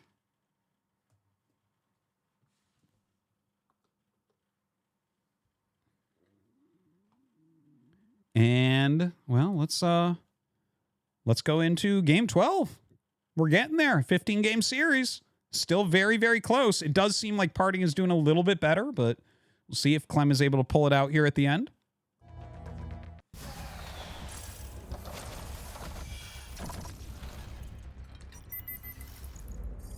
All right. PartinG in the bottom left using Blink, Crusaders, Shockers, Dragonflies, Mammoths, and Clem. Swift Shocker with his Wasps and the King Crab. Also has Dragonflies and Stingers down in that Starforge. So definitely I'm a fan of Clem's deck. Looks like a really good deck to me. We'll see. PartinG hasn't used Blinks as much as Clem. Like, Clem is definitely more of a Blink player. PartinG, I feel like he does really well with the melee units like the Wasps that we actually see Clem using now. So a little bit switching up decks a little bit here. Now, the Wasps coming across, you got to be careful here, right? That could be a dead Blink. You got to be careful. He gets it back to the other group. Okay, good defense. Now, what I think he's going to be trying to do is preventing him from starting his third. Because see this? We talked about this before in another match, where if you pressure heavily with the Wasps, you can force your opponent to overspend on things like Blinks so that their tech or their expansion comes up later. So he did overspend a little bit on the Blinks to make sure he had enough to kill off these Wasps. And look at this, Blinks behind those workers. Really, really good move. So he's going to be very cost efficient in killing these units off, but he is going to lose a bunch of his workers here. There is tech coming up for PartinG, though. So PartinG very, very, very likely is going to turn this into a timing attack, right? He's playing against 3 bases. He's playing against aggressive Wasp-based swarmy play. And now we have Starforge coming up. So Stingers and Dragonflies, both going to be options. I believe what we'll see is some Shockers come out here for PartinG and for him to push across the map. He is going to have to watch out for when Starforge is done so he can counter Dragonflies, though. Very, very important. Now, the Wasps coming out and fighting, but there aren't as many Wasps. Don't forget, he sacrificed a lot of Wasps to kill all those workers at PartinG's natural. So Clem doesn't have as big a standing army as he could have. Now, that being said, these are still super cheap. Okay, he actually goes Crusaders for the most part, but I do think you need some Shockers in here as well just for the splash. Clem right now is sending all of his Wasps around. And look at this. He has a Shocker standing over here. The Shocker is going to be able to get picked off. I love the idea of putting it back here behind everything and trying to kill off as many Wasps as he can. But really, there's like this is like a base trade scenario, but the army is so much stronger for PartinG, but more damage has been dealt to PartinG so far. So Clem continues to just roll in here with all these Wasps, gets around all of the blinks, some more Shockers coming up. Oh, and the Dragonfly defense. And this is what we were talking about, right? You have to pay attention to when those Dragonflies can come out because you need the anti-air. So he's killed that base, and it looks like PartinG is just going to suicide in here and see what he can end up killing, right? The Crusaders try to get up, and that's some great blocking from Clem. He sees that PartinG just clicked into the worker lines, so he popped out Wasps to actually just stop their move command. Really, really smart play here from Clem. Now, the Dragonfly's coming across the map. It is Blink Hunters here for PartinG for anti-air. The Blink Hunters absolutely can deal with these Dragonflies. That is a lot of Dragonflies, but yeah, I think there might be just enough to kill these Blink Hunters off. But he should be able to get a few more of them. Obviously, he's taken some pretty big damage on his economy so far. More units still coming out for Clem. Clem has taken a lot of damage on his as well. Oh my god, is he going to overwhelm him? The anti-air here just not enough all at once. Uh-oh, and with the Wasps coming up, they're going to attack anything that comes out. GG, Clem takes it down. All right, 3 games remain. 6-6 right now. Very, very close between these two. Hope you guys are enjoying this Pro Battle Aces match.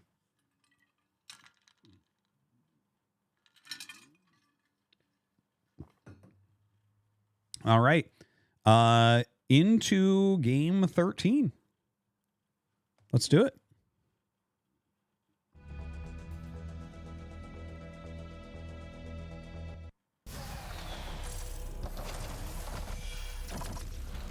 And here we go. In the bottom left, we have PartinG. He's playing Scorpions here. We see the King Crab. We see Destroyers. Gunbots on Clem's side. Shocker plus Crusader. He's got... Oh, this is a really interesting combo. Advanced Blinks with Gunbots for a possibility with the Starforge area. He does have those Dragonflies in there as well. I haven't seen the combo of Gunbot plus Advanced Blink. That's kind of interesting. A lot of... Advanced Recall. I'm sorry. A lot of times... people keep kind of the same abilities together, right? Like if you have blinks, you go for Blink Hunters as your anti-air and maybe a Blink Shocker, right? As your splash. If you're, a Recall Shocker. Mixing up the names a little bit. But yeah, like for instance, the advanced recalls, I normally don't see them in a deck without the recalls. Because like if you're recalling, like that's kind of a whole strategy in and onto itself. So... interesting to see Clem with that choice. I really want to see if he ends up utilizing, if he does end up utilizing them, how that's going to work with the Gunbots. Anyways, the Scorpions, a very fast kind of tanky melee unit. The Gunbots being spread a bit. Honestly, I don't think you want to spread against Scorpions. I think you want a big, just giant ball of your units, right? You want to make that critical mass so that they aren't getting... they aren't getting very good surface area.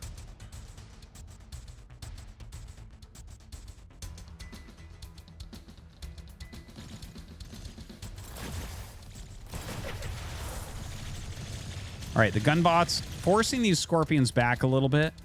PartinG really unable to attack in. But, you know what? He's just kind of showing himself so he could actually move back and hit these workers at this natural. But he's killing... He kills 4 workers for like 5 Scorpions. There's no way that's worth it. There's no way.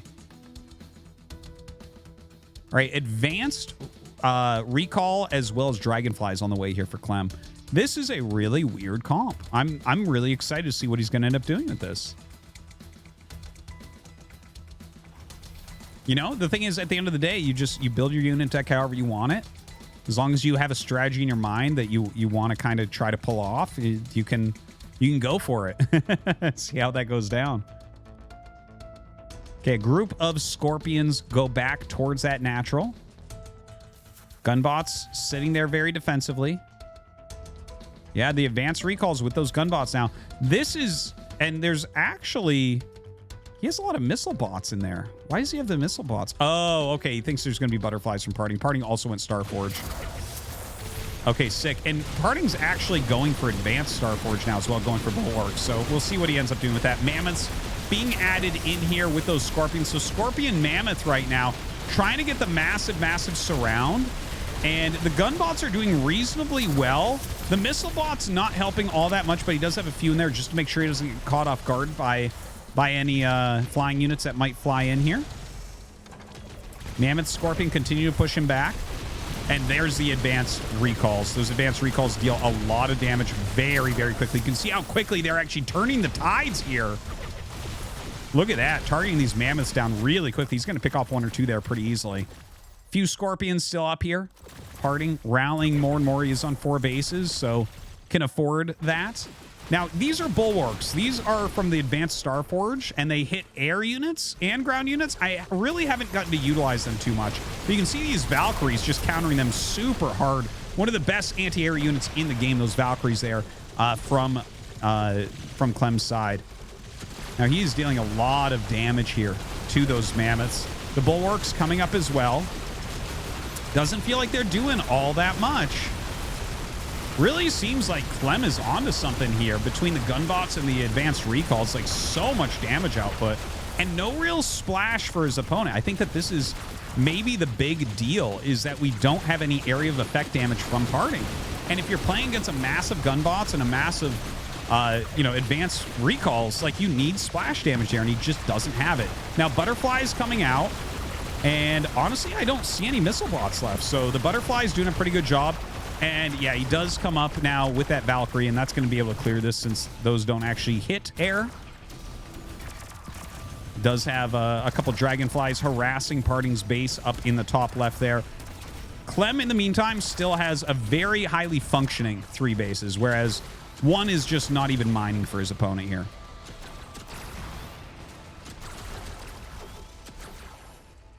Yeah, so PartinG really, really getting pushed back at this point. Those beetles not doing very much for him as far as anti-air goes. That can be one of the stronger things you can do in this game, right? If you get some air units, kind of force them into things like those beetles there. The beetles just, they aren't going to fight well against gunbots, for instance. Although you might need them for everything else. And I would say especially against advanced recall, they're going to have a hard time. And that being said, some good PartinG there from some good micro there from PartinG. Just kind of kiting with the beetles up on the top. And his mammoths getting in here, and, you know, their tankiness actually paying off at this point. Now, unfortunately, Clem has split off some gunbots, and looks like he's going to be able to kill that 3rd base of PartinG's. Clem has his own 4th base on the way, has lost a lot of units here. More advanced recalls coming down. Taking a long time, but the gunbots are going to end up finishing this off. Can he hold on? Yes, indeed he can. GG is called, and Clem takes the lead once again. All right, 7-6 in Clem's favor right now. Only 2 games remain.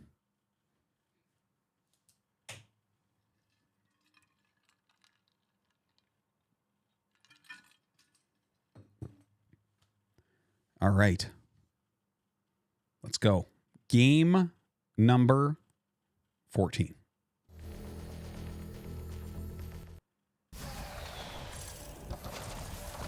All right, we have PartinG in the bottom left in green, Clem in the top right as red, and it's going to be Blinks with Shockers and King Crabs with a tier 3 sniper tech going up against Clem's Scorpions, Bombers, and the King Crabs with that tier 3 assault bot, which I'm still waiting to see.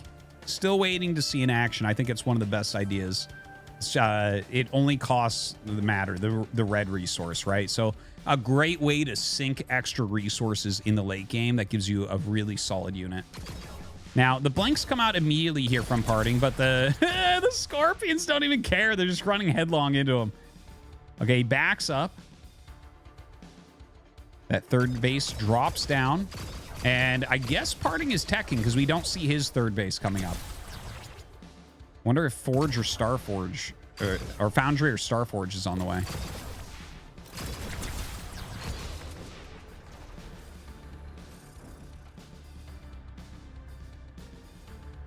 All right, the Scorpions being split up by Clem, running off in each direction. Coming around maybe for a little bit of a flank. A little bit hard to get that engagement off. Kind of gets us around on one of them. We'll pop that one. Microing around where that base goes. Yeah, just going to back up. There's definitely a timing attack coming out of PartinG here. Still not sure exactly what it's going to end up being. Maybe King Crab base. King Crab does seem like a good choice here against the Scorpions. Scorpions are starting to get deleted here. Clem is sacrificing quite a lot of them. They are going to run away. Now, here comes the next tech. I believe that, I bet you that's right. I think he went King Crabs this game. I'm having a hard time remembering. We've seen so many games right in a row. But blink forward here. Try to pick off as many of the Scorpions as possible. Yeah, there they are, the King Crabs. So the blinks just need to get over here to the Shockers and the King Crabs, because that splash damage is going to do fantastically. Now, the King Crabs are actually hitting that third base, while Clem is pushing on everything else. So a lot of Scorpions coming around and surrounding the Crabs. It looks like the base will go down, but he'll end up losing his King Crabs here. They will actually end up taking down some Scorpions with them as well. Both sides losing that third base. Both sides remaking that third base. Starforge Tech is now up here for Clem. Starforge Tech going to do a great job. Stingers coming down to join these Scorpions. Of course, as the Shockers come out, you got to get those Scorpions away. Stingers will do all right against them, though. Yeah, the Stinger's super fast here. Very easily can decide what they want to fight against.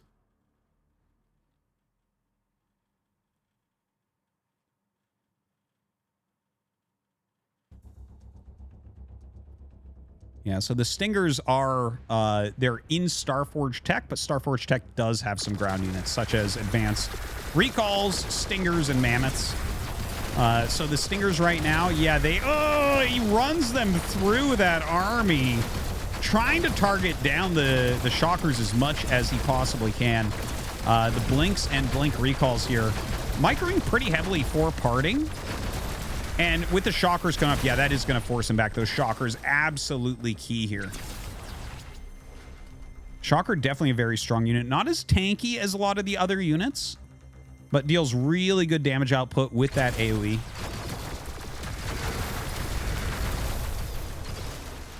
Those Stingers getting very low for Clem now. Not looking very good for him. They're just going to pop as soon as some splash hits him. Okay, moves forward with some Dragonflies. Now, there's only a few Blink Hunters, but he's actually ignoring them completely and targeting down Shockers. Not a bad idea. In the meantime, Shockers back at home trying to stop that harassment that was occurring. Looks like these Dragonflies are going to help to clear everything out really well. The Dragonflies really making the difference in this battle. No way he would have won that otherwise without that high damage output, without any anti-air in there. Some Blink Hunters have been put into this army now to help out against those Dragonflies. Blinks forward, tries to pick them off. Some micro back there from Clem.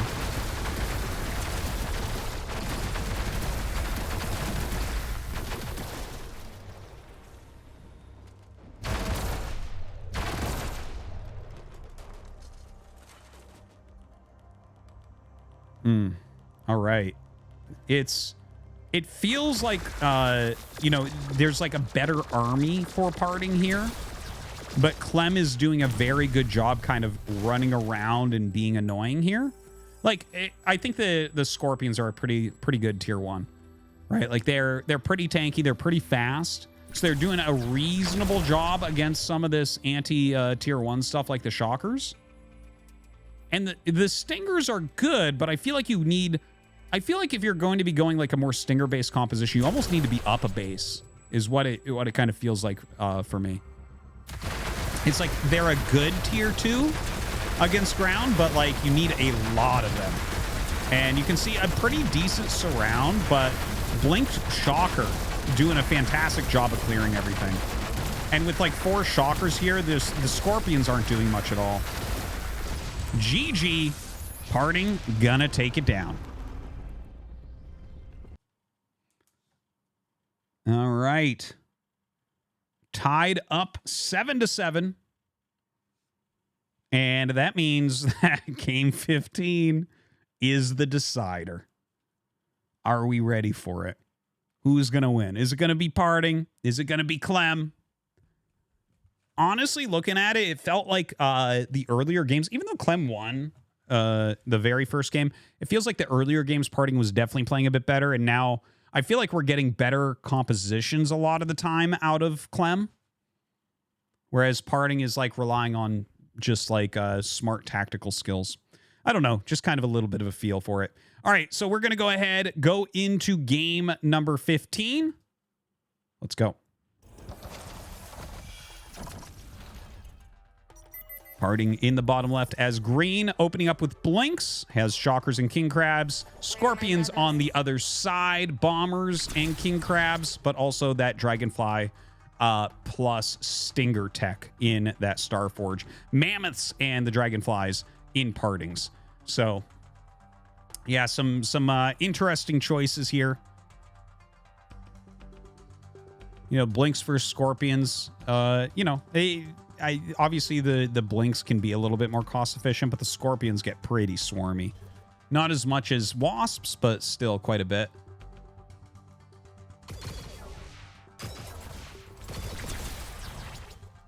All right, coming up, trying to see if they can do something against the Blinks here. PartinG microing pretty heavily with these Blinks. The Scorpions going around.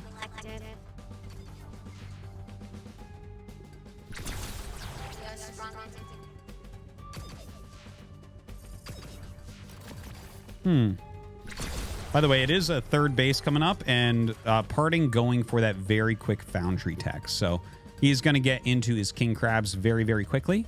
And I think, again, King Crab's going to be a great choice here. King Crab, if he can just maintain his Blink count and they get King Crabs out and have the Blinks shoot from behind the King Crabs, I think that's a great situation for him.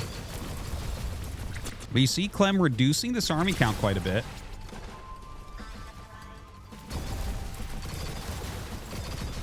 Yeah, the Scorpion's kind of getting around everything here. And they are going after the workers a little bit too. Doesn't seem like they're that good against the workers. Plenty of Blinks here, so he will be able to force this all out. Looks like he'll end up losing about 4 workers. But you know what? Like, this is where I think we just need to see a mass King Crab push to the third base. Keep your Blinks behind those King Crabs. Yeah, look at that. That's perfect. That's perfect. Dude, 5 King Crabs and 2 Shockers. He is going to mangle these Scorpions. It's not even going to be close. Now, there is Starforge tech coming up, so we might see something like the heavy Dragonflies once again. We have some King Crabs rallying out to that natural base, and I think, realistically, you have to dive on the core here as PartinG. Right now, this counterattack is very strong. Is he just going to go home with it?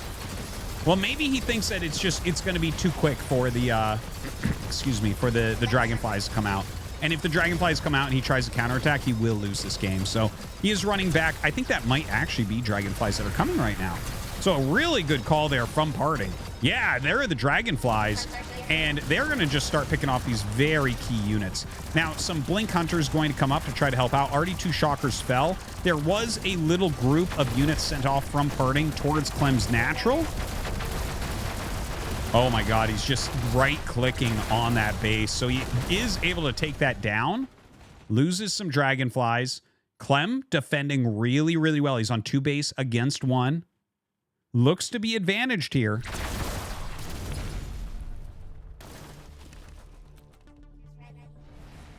Dragonflies going for a counterattack. Really, at this point, when it's 1 base against 2, I feel like all you have to do is kill their army one time, right? And it's a pretty good army he has right there. But, like, you can look at it and say, okay, you have how many Blink Hunters? Can I get this many Dragonflies to kill that? Can I get 10 Dragonflies here? You know, that type of thing. Now some shockers coming out at home to help defend against these incoming scorpions. And here is the big attack. And look, he actually made enough dragonflies to do exactly what I had suggested there. So with this many dragonflies and scorpions coming out just to slow everything, he's going to clear this army. So this is turning into one base versus one base. Just a crazy situation right now.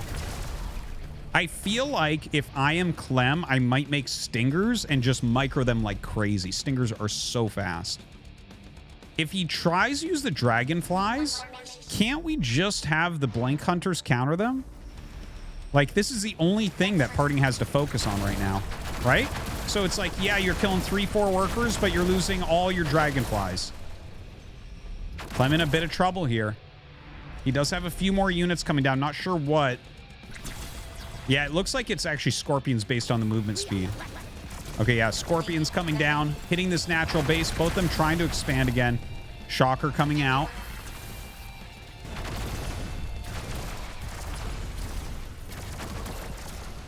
Still trying to harass here a little bit. The Blink Hunter doing an admirable job defending. Calls its friend in.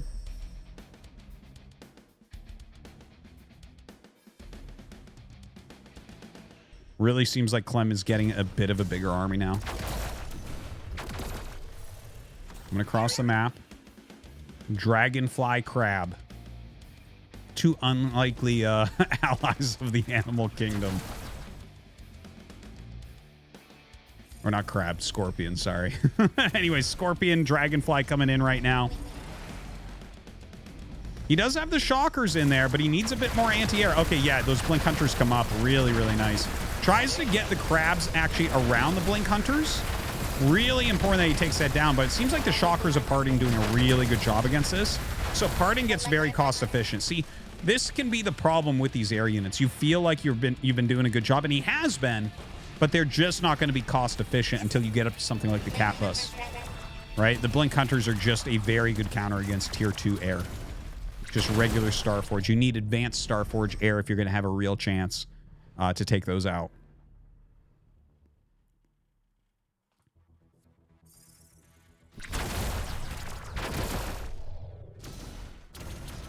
All right, the dragonflies targeting down what they can. Blinked right underneath, able to kill that off. Finally, we have some stingers in there. That is a lot of stingers. Clem needs to take a very good engagement here, I think. And he has to keep track of what the armies look like, because if enough blink hunters die, he can switch. He can switch it back into dragonflies at that point. By the way, only 3 minutes left. Eventually, you mine out in your main base. Just so you know, you eventually do mine out. So their economies are going to get cut pretty soon here. I forget what minute it's at, but it does occur. Now, out in the middle of the map, he actually catches with some Scorpion Stinger, some of these King Crabs coming across the map. Very expensive loss there. Now Clem coming down with mass Scorpion Stinger here, getting on top of all these Blinks and Blink Hunters. And it looks like Clem is going to be able to easily kill this army off. Really bad situation here for PartinG, trying to get away with his Blinks.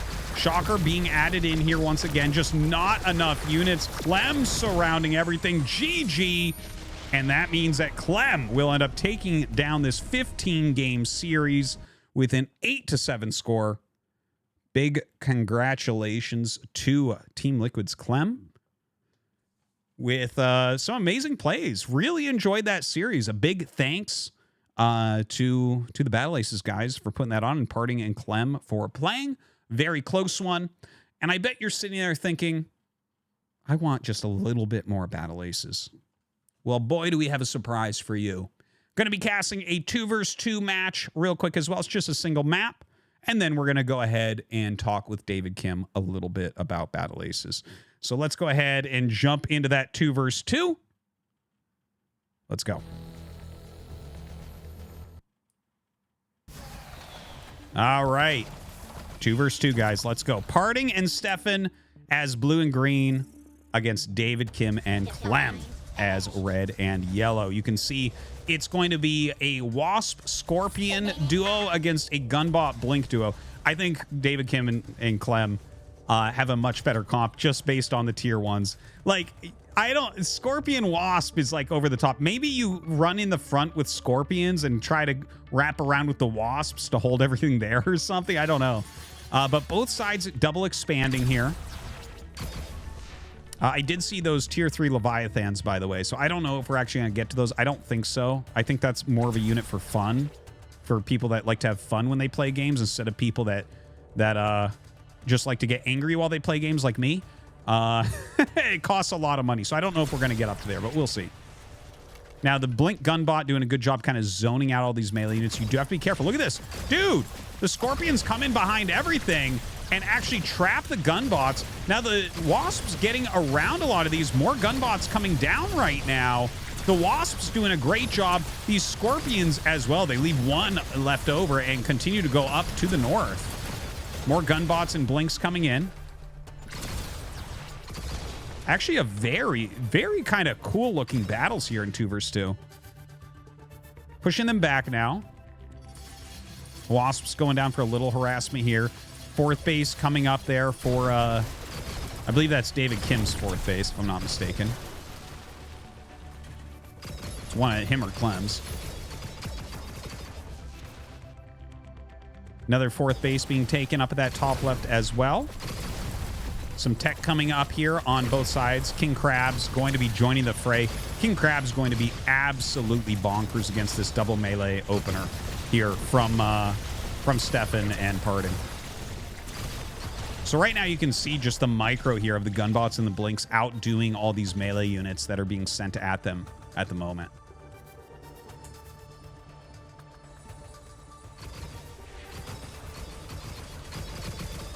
All right, coming in right now with a bit of harassment here. Gunbots overclocking in. The Blinks going out to the sides. Really kind of abusing the melee units here. The Wasps getting really cleaned up. There are some Scorpions in here that are staying alive a little bit longer. And we do have that next route in tech. Starforge here for Stefan and David Kim. Very similar Starforge decks there. King Crabs adding in, man. These King Crabs are just going to crush, I think. David Kim and Clem being in a great position here. Really pushing into this 3rd base location. And just, I mean, the King Crabs, there's no counter to them in this army. Like, the King Crabs kill everything that they have, really. Okay, there you go. Falcons will absolutely demolish. The Crusaders doing a reasonable job as well. We saw a couple of Raiders. Oh, my God. The Raiders running in and literally killing all the workers at these bases. Craziness. The Falcons, of course, very, very slow, but as they catch up to these King Crabs, clean them up so one-sidedly. Stefan being a hero for his team, saving PartinG's bacon there. These bases just completely wiped out by the Raiders. This one lone King Crab still doing work.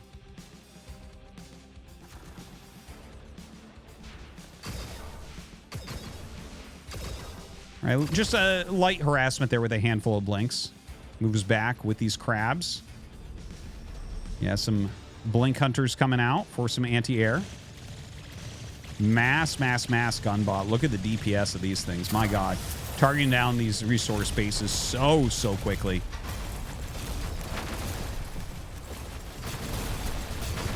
All right, trying to get out of here right now with those Gunbots, going back to his teammates' army as well. The Wasps coming down. That Heavy Falcon might actually do pretty well. Now, the Mass Wasp going towards that natural, trying to get on top of some of those workers. He's got to keep these Falcons fighting things that don't have air, anti-air, right? Like the Blink Hunters are all up there. So he's pushing everything back. I tell you what, these Falcons are actually doing really well right now. The Crusaders are tanking a lot. And it looks like David Kim is trying to get into, I believe it is called the Leviathan, if I'm not mistaken, if I'm remembering correctly. I've only seen that unit one time so far. So, just an absolutely monstrous tier 3 unit from that advanced Starforge. He almost has the 3K. He's working towards it. And think about that, right? Some of these units are as cheap as 25. It's 3,000 for it. Just completely insane. And we're going to have it on here in a minute.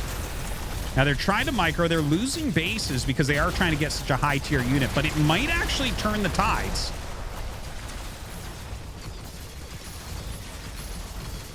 Where is it? Where is it? So close. Just waiting for that blue to go up.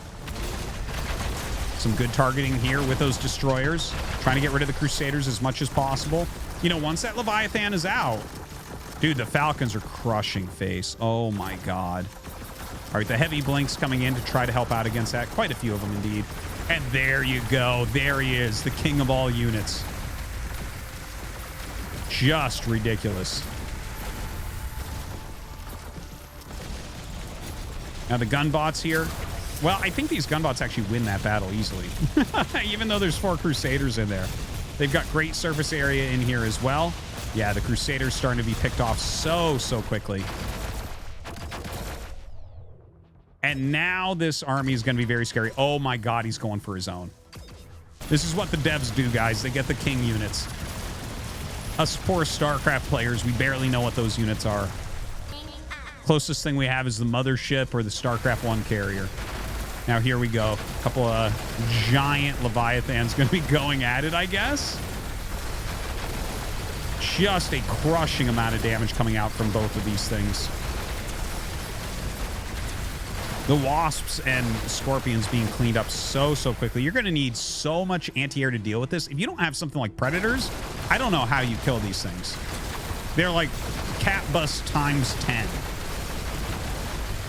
Okay, look at this. We have beetles coming out, and I mean, beetles are an anti-air, but they're not going to do much there. Bunch of dragonflies across the map. You might actually want to bring the dragonflies back as a form of anti-air here to deal with these things. Dude, look at how much damage is coming out. Advanced recalls hitting that top left base.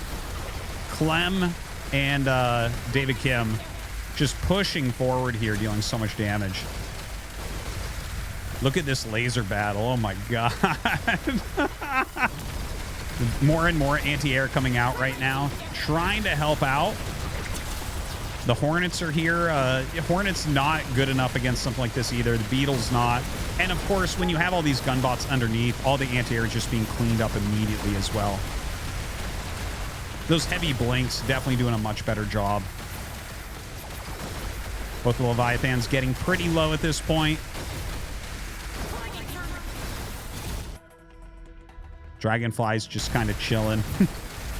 Probably will rotate in again eventually. Again, wouldn't mind those coming home. The Dragonflies do have a decent anti-air attack. Trying to chase this thing down. Beetles on the way. All right, and here we go. This Dragonfly's coming in now. Oh my God, it kills those two. Yeah, the Hornets not able to do too much. Those heavy blinks coming in, trying to deal some damage to that Leviathan as it comes over to clear out this third base.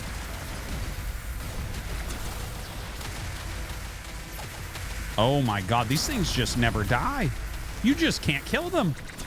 I guess if you save up 3,000, you get one. You deserve to have this type of damage.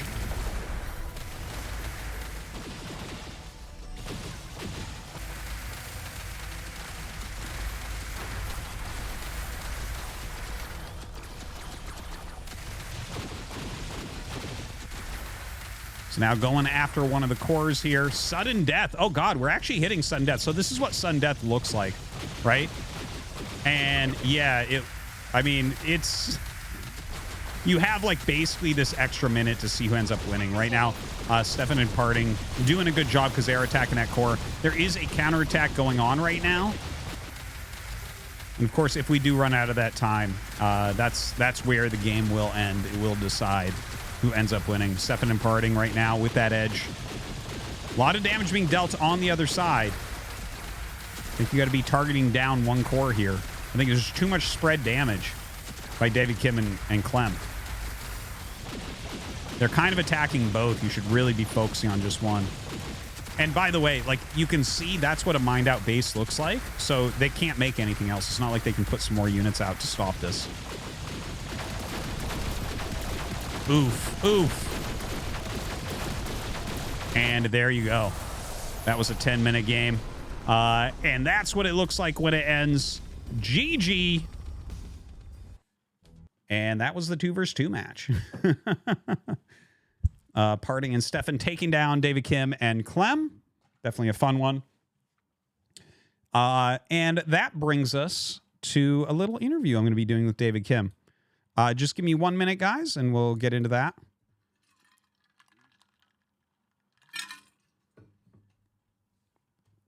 Just a moment.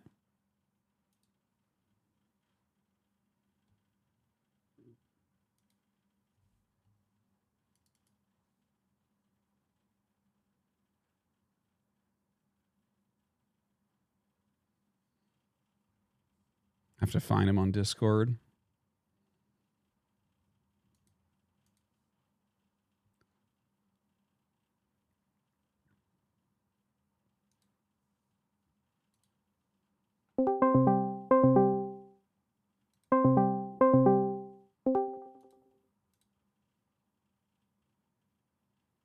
Just 1 second, David. 1 second, guys.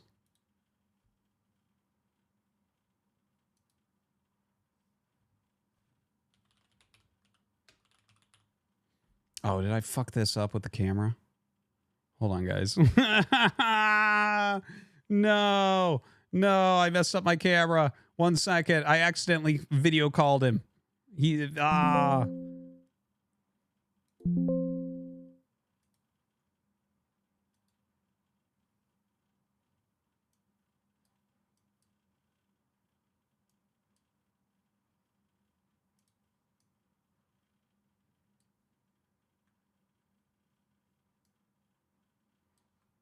Just a second, guys. I could fix it. I could fix everything, I swear.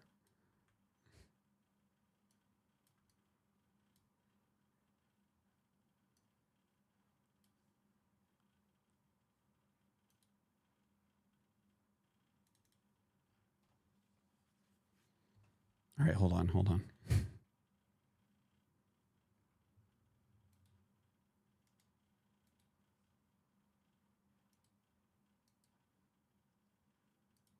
There we go. Okay. Here we go.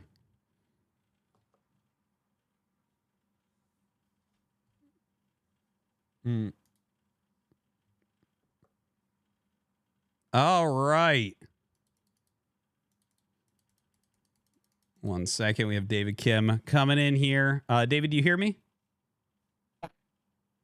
Hello? Can you not hear me? There we go. I hear you. Sorry about that. Had a little bit of a technical difficulty. I'm more of a video game player than a streamer here. All right. So we just saw a huge match between Clem and PartinG. A lot of different decks made. A kind of a fun 2v2 there at the end. I do want to ask about the 2v2 because I haven't played any of the 2v2 yet. It looks kind of cool. I kind of like the masses of units going around.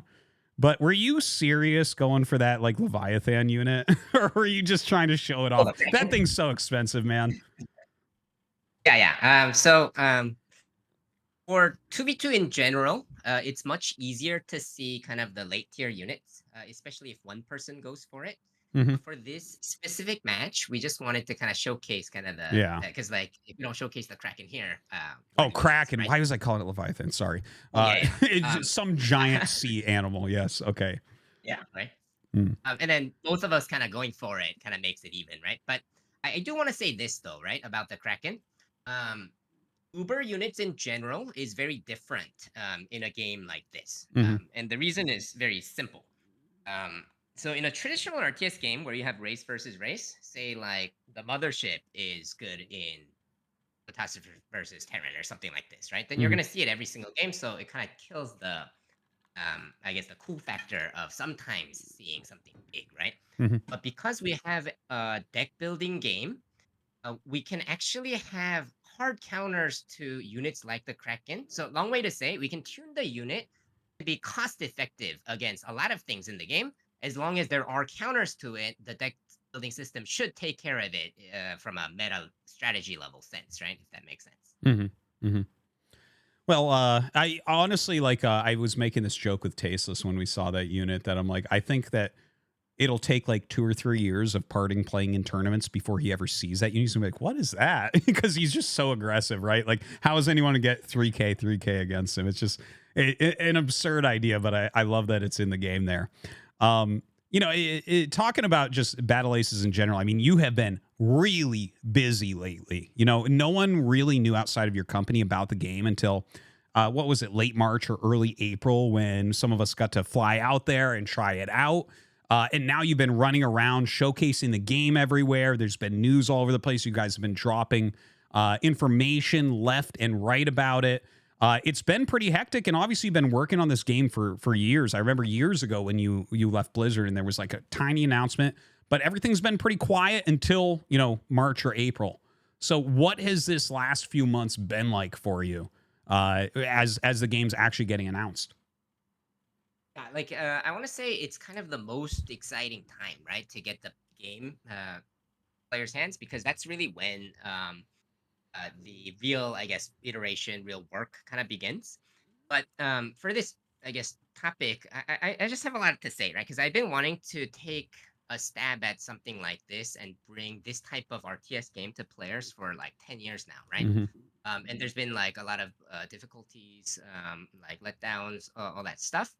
But at the end of the day, um, I feel like the past, I guess, 3 years leading up to this, like past few months, where we're doing more with the public or whatever, it really comes down to like very specific individuals on the team, specific experts executing what only they can in their part of the game, where they're the only, I guess, expert at, and then this all kind of coming together.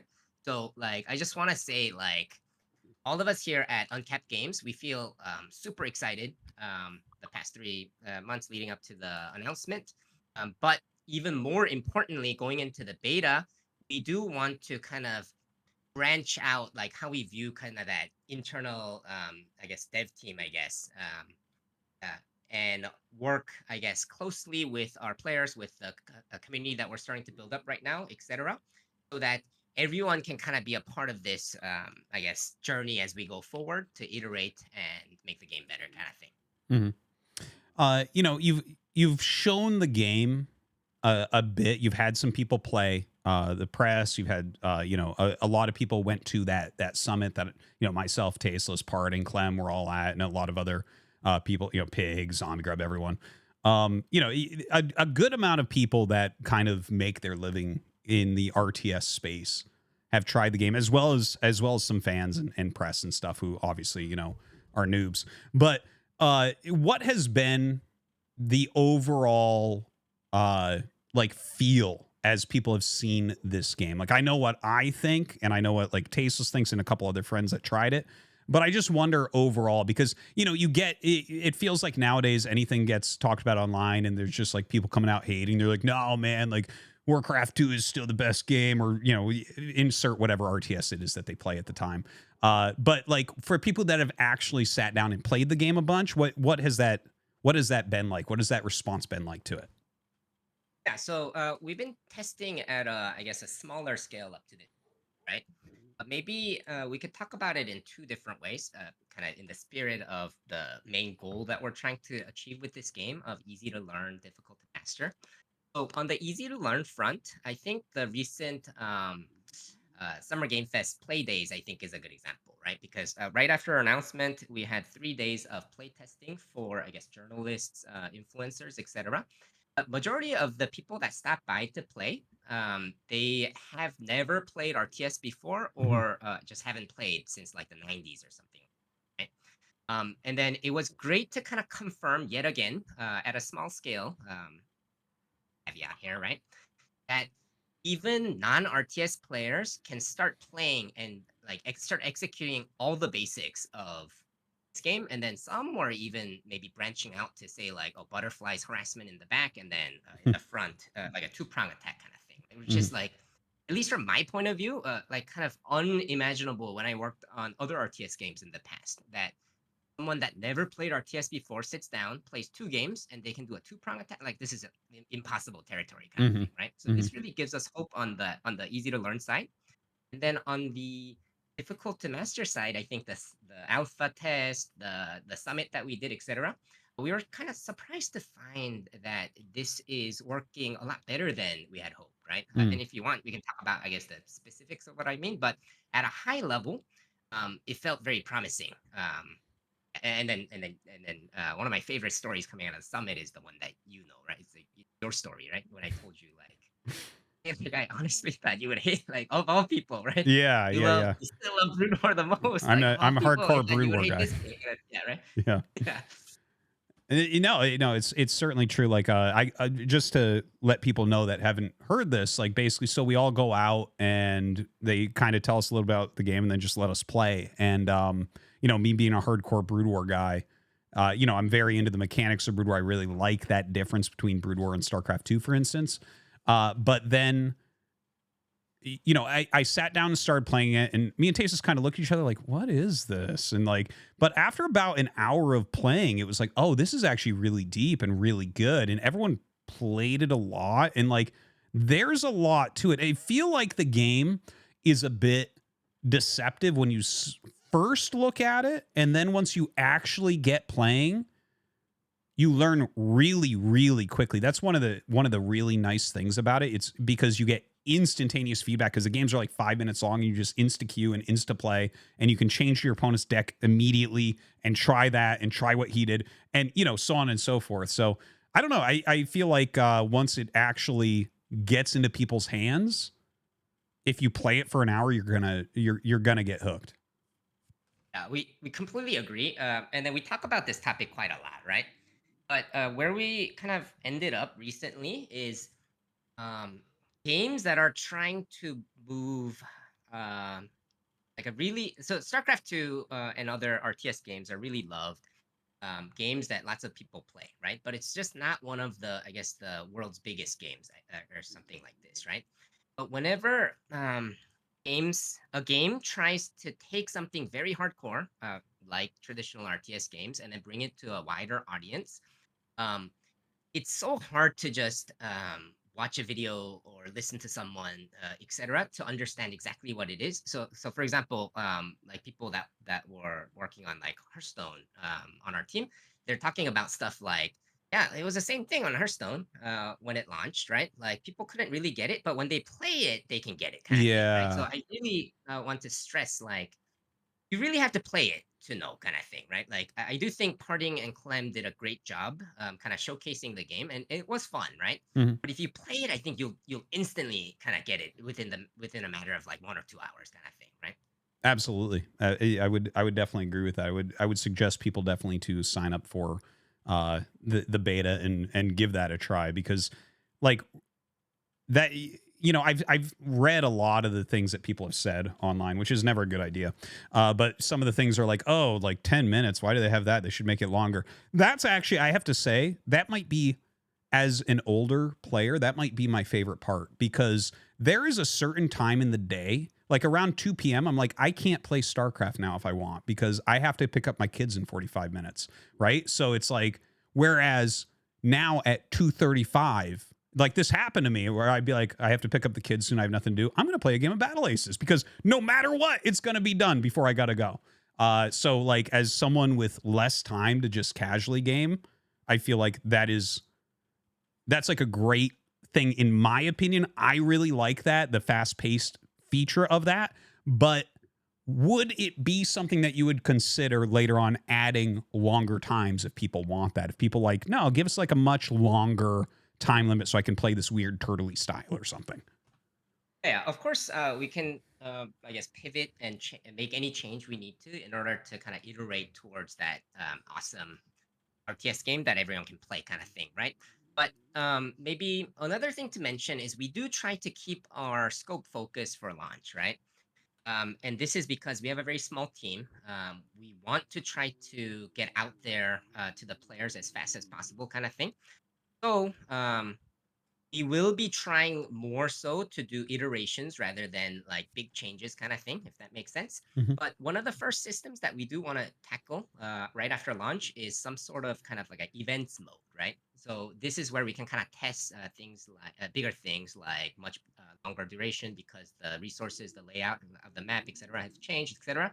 And if any of these stick, then we can make them either into additional modes or we can change the existing modes, etc. Right. So Hmm. we do have this kind of high level, more longer term plan too. I like it. I like it. Uh, so, we've been hearing that everyone should sign up for the beta at playbattleaces.com and everything. What are you looking to do with the first closed beta? Like, are there certain goals? Is it going to be like a short one? Is it going to be a long one? Like, what can people expect if they're going to get themselves hyped up and be like, okay, I'm signing up for this, and maybe I'm hanging out in streams and trying to get beta keys or whatever it is. Like, what should that look like to them so they know whether that's going to be worth the time investment trying to get those beta keys? Yeah, so we have three main goals going into this first beta test. First and most importantly is the core gameplay, the play testing. This is also the area that we've had the most testing so far on the game, but because it's the most important, it's still like our number one of the right. And then number two, we want to test the new user onboarding experience. So this one we've tested in small scale too, but we are looking forward to seeing, say, like different types of players more in mask, and then seeing what we learn here to see how we iterate forward. And then third is the first time testing of I guess, the soft currency you can. Right. So as you play this game, you will first start off with only a few units. You'll unlock units one by one throughout kind of that tutorial proving grounds type of experience. And then after you're out of it, you'll start earning war credits. And then you can start spending war credits to purchase any unit of your choice, kind of thing. So in any order that you want, etc. But this is the first time we're going to be testing this system. Hmm. And the reason why we believe this is important is because, on the one hand, there is kind of fun to that meta game, like meta level strategizing of the army progression, unlock progression, as well as collection kind of thing. And then, second, just as important, is new players coming in. We can't afford to overwhelm them with like 45 units all at once, is one of Mm, the lessons that we've learned throughout testing so far, right? So it's really critical for that too. But because this is the first time testing this third goal that we have, it's going to be probably the most rough, most iteration probably needed. So yeah, but these are the three areas of focus that we have. okay. And I'm sorry if I missed it in there. How long do you think this first beta will Oh, be? yeah. So generally speaking, at a high level, we'll have to test at least the full season's worth of this game before we pass the closed beta stage, right? Hmm.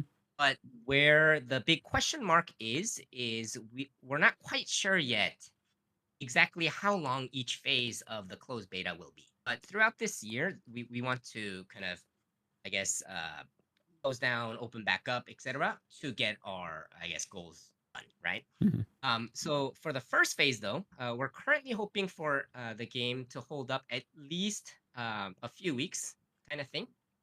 But if it really depends, right? Like if things go really well, then yeah, sure, like we'll get through the full season of testing right away in the first go, right? But if there Hmm. are problems, then we may have to take down Uh, the beta, fix the problems, put it back up. So you can kind of see what I mean, right? Like we will have to test quite a long time, but there is a question mark on exactly how that's going to go because it really depends on the issues that we. sure. Sure. Uh, so, as this game heads towards an actual launch, like, first off, do you have an idea of the time frame of when this will be like a fully playable, like this isn't going down anymore? I don't know if that's going to still be called beta. Everything feels, because nothing is released in box form anymore. It's like, is this a beta? Is this real? It's hard to say. But like, do you have a feeling for how long until the game is like, yeah, this is you can buy whatever you're going to buy and just play it regularly, and you don't have to worry about it being gone for 3 weeks. Yeah. So we honestly don't know, but let me say this, right? One of the most common feedback that we got during alpha testing from our, I guess, previous former colleagues at various different RTS companies was something along the lines of like, man, like I can't believe like the quality level as well as the progress you made on this game with this few people on your team, kind of thing, right? So this kind of goes to say we are trying our best to make sure that we go as quickly as possible kind of thing, right? Hmm. But again, it really depends on how the closed beta goes. And then the first time the game's gonna stay up, I guess from here on out, it's gonna be up forever kind of thing. That would be, I guess, the open beta phase, right? But when that exactly is, we're honestly not sure yet. But as we get through the closed beta, we'll have a better and better idea, and then we can let you guys know after that, right? Okay. Okay. Uh, and when the game does come towards, release and everything, I wonder, specifically for me and the people that generally watch my stuff, there's like a pretty heavy interest in the competitive side of it, the esports side of it. Uh, is that something that you guys are looking at getting involved with, helping to fund, or is it going to be more like, oh, let's let it go grassroots, like the beginning of StarCraft 2, for instance, with like, you remember the beginning of StarCraft 2, right? It was just like everyone was kind of running tournaments. Eventually Blizzard got involved, but it wasn't heavily at the start. So I wonder, we've seen so many different business models for how esports goes. Is there a way that you guys are leaning towards? So our hope is we on our side focus purely on, I guess, the trying to iterate on the most fun game that we can make kind of thing, right? Because and then at a high level, our stance is very clear. um, in the past I used to think the best esport is one that, I guess, showcases the pro player's skill the best. And that is an important part. And the reason why I thought this is because real sports, this is how it works, right? Like I watch whatever UFC because I can never do those moves that the fighter can do, whatever, right? Hmm. But uh, throughout the years, we've learned that for esports, it's different. It's the most played game that is fun to watch, I guess, at the competitive level. This is the most, I guess, biggest esport in the world kind of thing, right? Hmm. So, long way to say, for us, we want to focus really all our efforts on making the most fun game that we can make of this type. And we hope that the esports stuff or tournaments, etc., they come up, right? And then we had this feeling when we were watching the Parting versus Clem games today, too, right? Like, Hmm. what what exactly will the rules for like esports rules be for a game like this, right? Like, is it like does the loser get to change out one or two units Hmm. for the next match? Is it like players bringing specific decks and going into the matches with those, and you can't win more than once with? Like, I don't know, right? But it would be cool if some people start running some tournaments as early as, say, like closed beta, and then we get some of these answers, etc. Like that would be so awesome, right? Hmm. So long way to say, yeah, we're looking forward to what happens, I guess, when the players start playing. Okay. Cool. And I like the idea of kind of trying to make a good game and letting it go where it will. It's definitely a better business model than Overwatch League. Okay. Real quick, the last big question I have for you that I hope that you're going to answer: when is the beta going to start? Yeah, so we're hard at work as we speak, even like our Uncapped Games team as a whole, to be able to target June 25th as the beta start date. That's That's a next week. Wednesday. That's a week away. Exactly 1 week from now. Yeah, but I just want to caveat this with like, as long as nothing major comes up this week that we can't tackle, this is exactly when our first. Sorry, did you break out there? Oh, did I? I think I think so. Sorry, say Yeah, that sorry. last thing you said again, real quick. Yeah, so as long as nothing major comes up, June 25th Okay. will be our first closed beta start date. And then I guess we got to remind people to go to playbattleaces.com, Hmm. join our Discord too. And then streamers like yourselves, etc., like anyone's streaming our Battle Aces game during the beta, will be doing beta key giveaways too. So please look out for that. Excellent. Excellent. All right. Well, that's all I've got for you, David. Anything else you want to add in before we go? I think only thing is just the like just really stressing. Um, please try to keep an open mind and try the game, and then I believe a lot of people will see, right? And then I say this because we see time and time again, like there are two clear benefits of keeping an open mind before going into this game, right? And we see this even like with our like previous coworkers, like close friends, etc. Like anyone really that play test this game is anyone that keeps an open mind. Not only do they understand what we're trying to do with this game quicker, but also their skill level at this game goes up so much faster if they keep an open mind versus someone that is a little bit less like that and then keeps thinking like, oh, this game should be like this, and then caught up in kind of weird details that Hmm. what the game should be. We've noticed they can't improve as quick. Let me give a real example here, right? There were a couple people that play tested our game.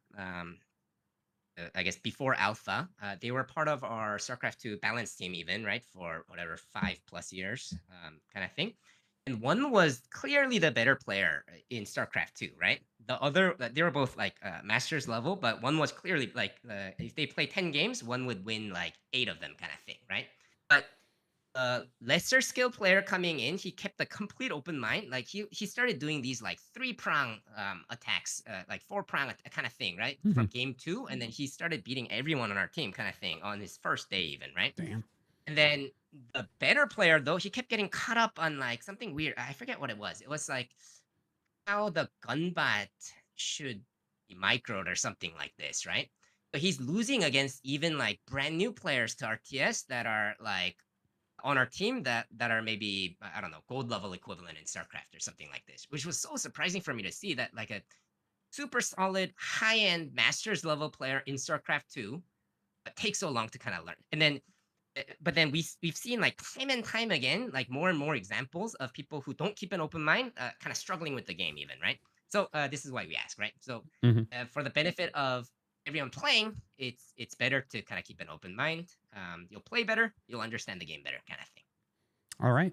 Well, that's it's a tall ask asking the internet to look at things with an open mind, but I hope that they do. I can definitely vouch that I am not being paid for this. I enjoy this game very much. I am looking forward to playing it a lot during the beta, which guys is a week away. Sign up playbattleaces.com. And they actually have a really good website where you can really kind of deep dive on what the units do. They have good descriptions to kind of show you so you can start thinking about what unit decks you want to use. So yeah, that about does it. Thank you very much, David. Great Thank you talking so to you, much. and looking forward to that. Looking forward to the beta. Thanks. Cheers. All right. So that was it. That was Battle Aces, guys. Hope that you enjoyed that. Let me know what you think, and thanks for watching.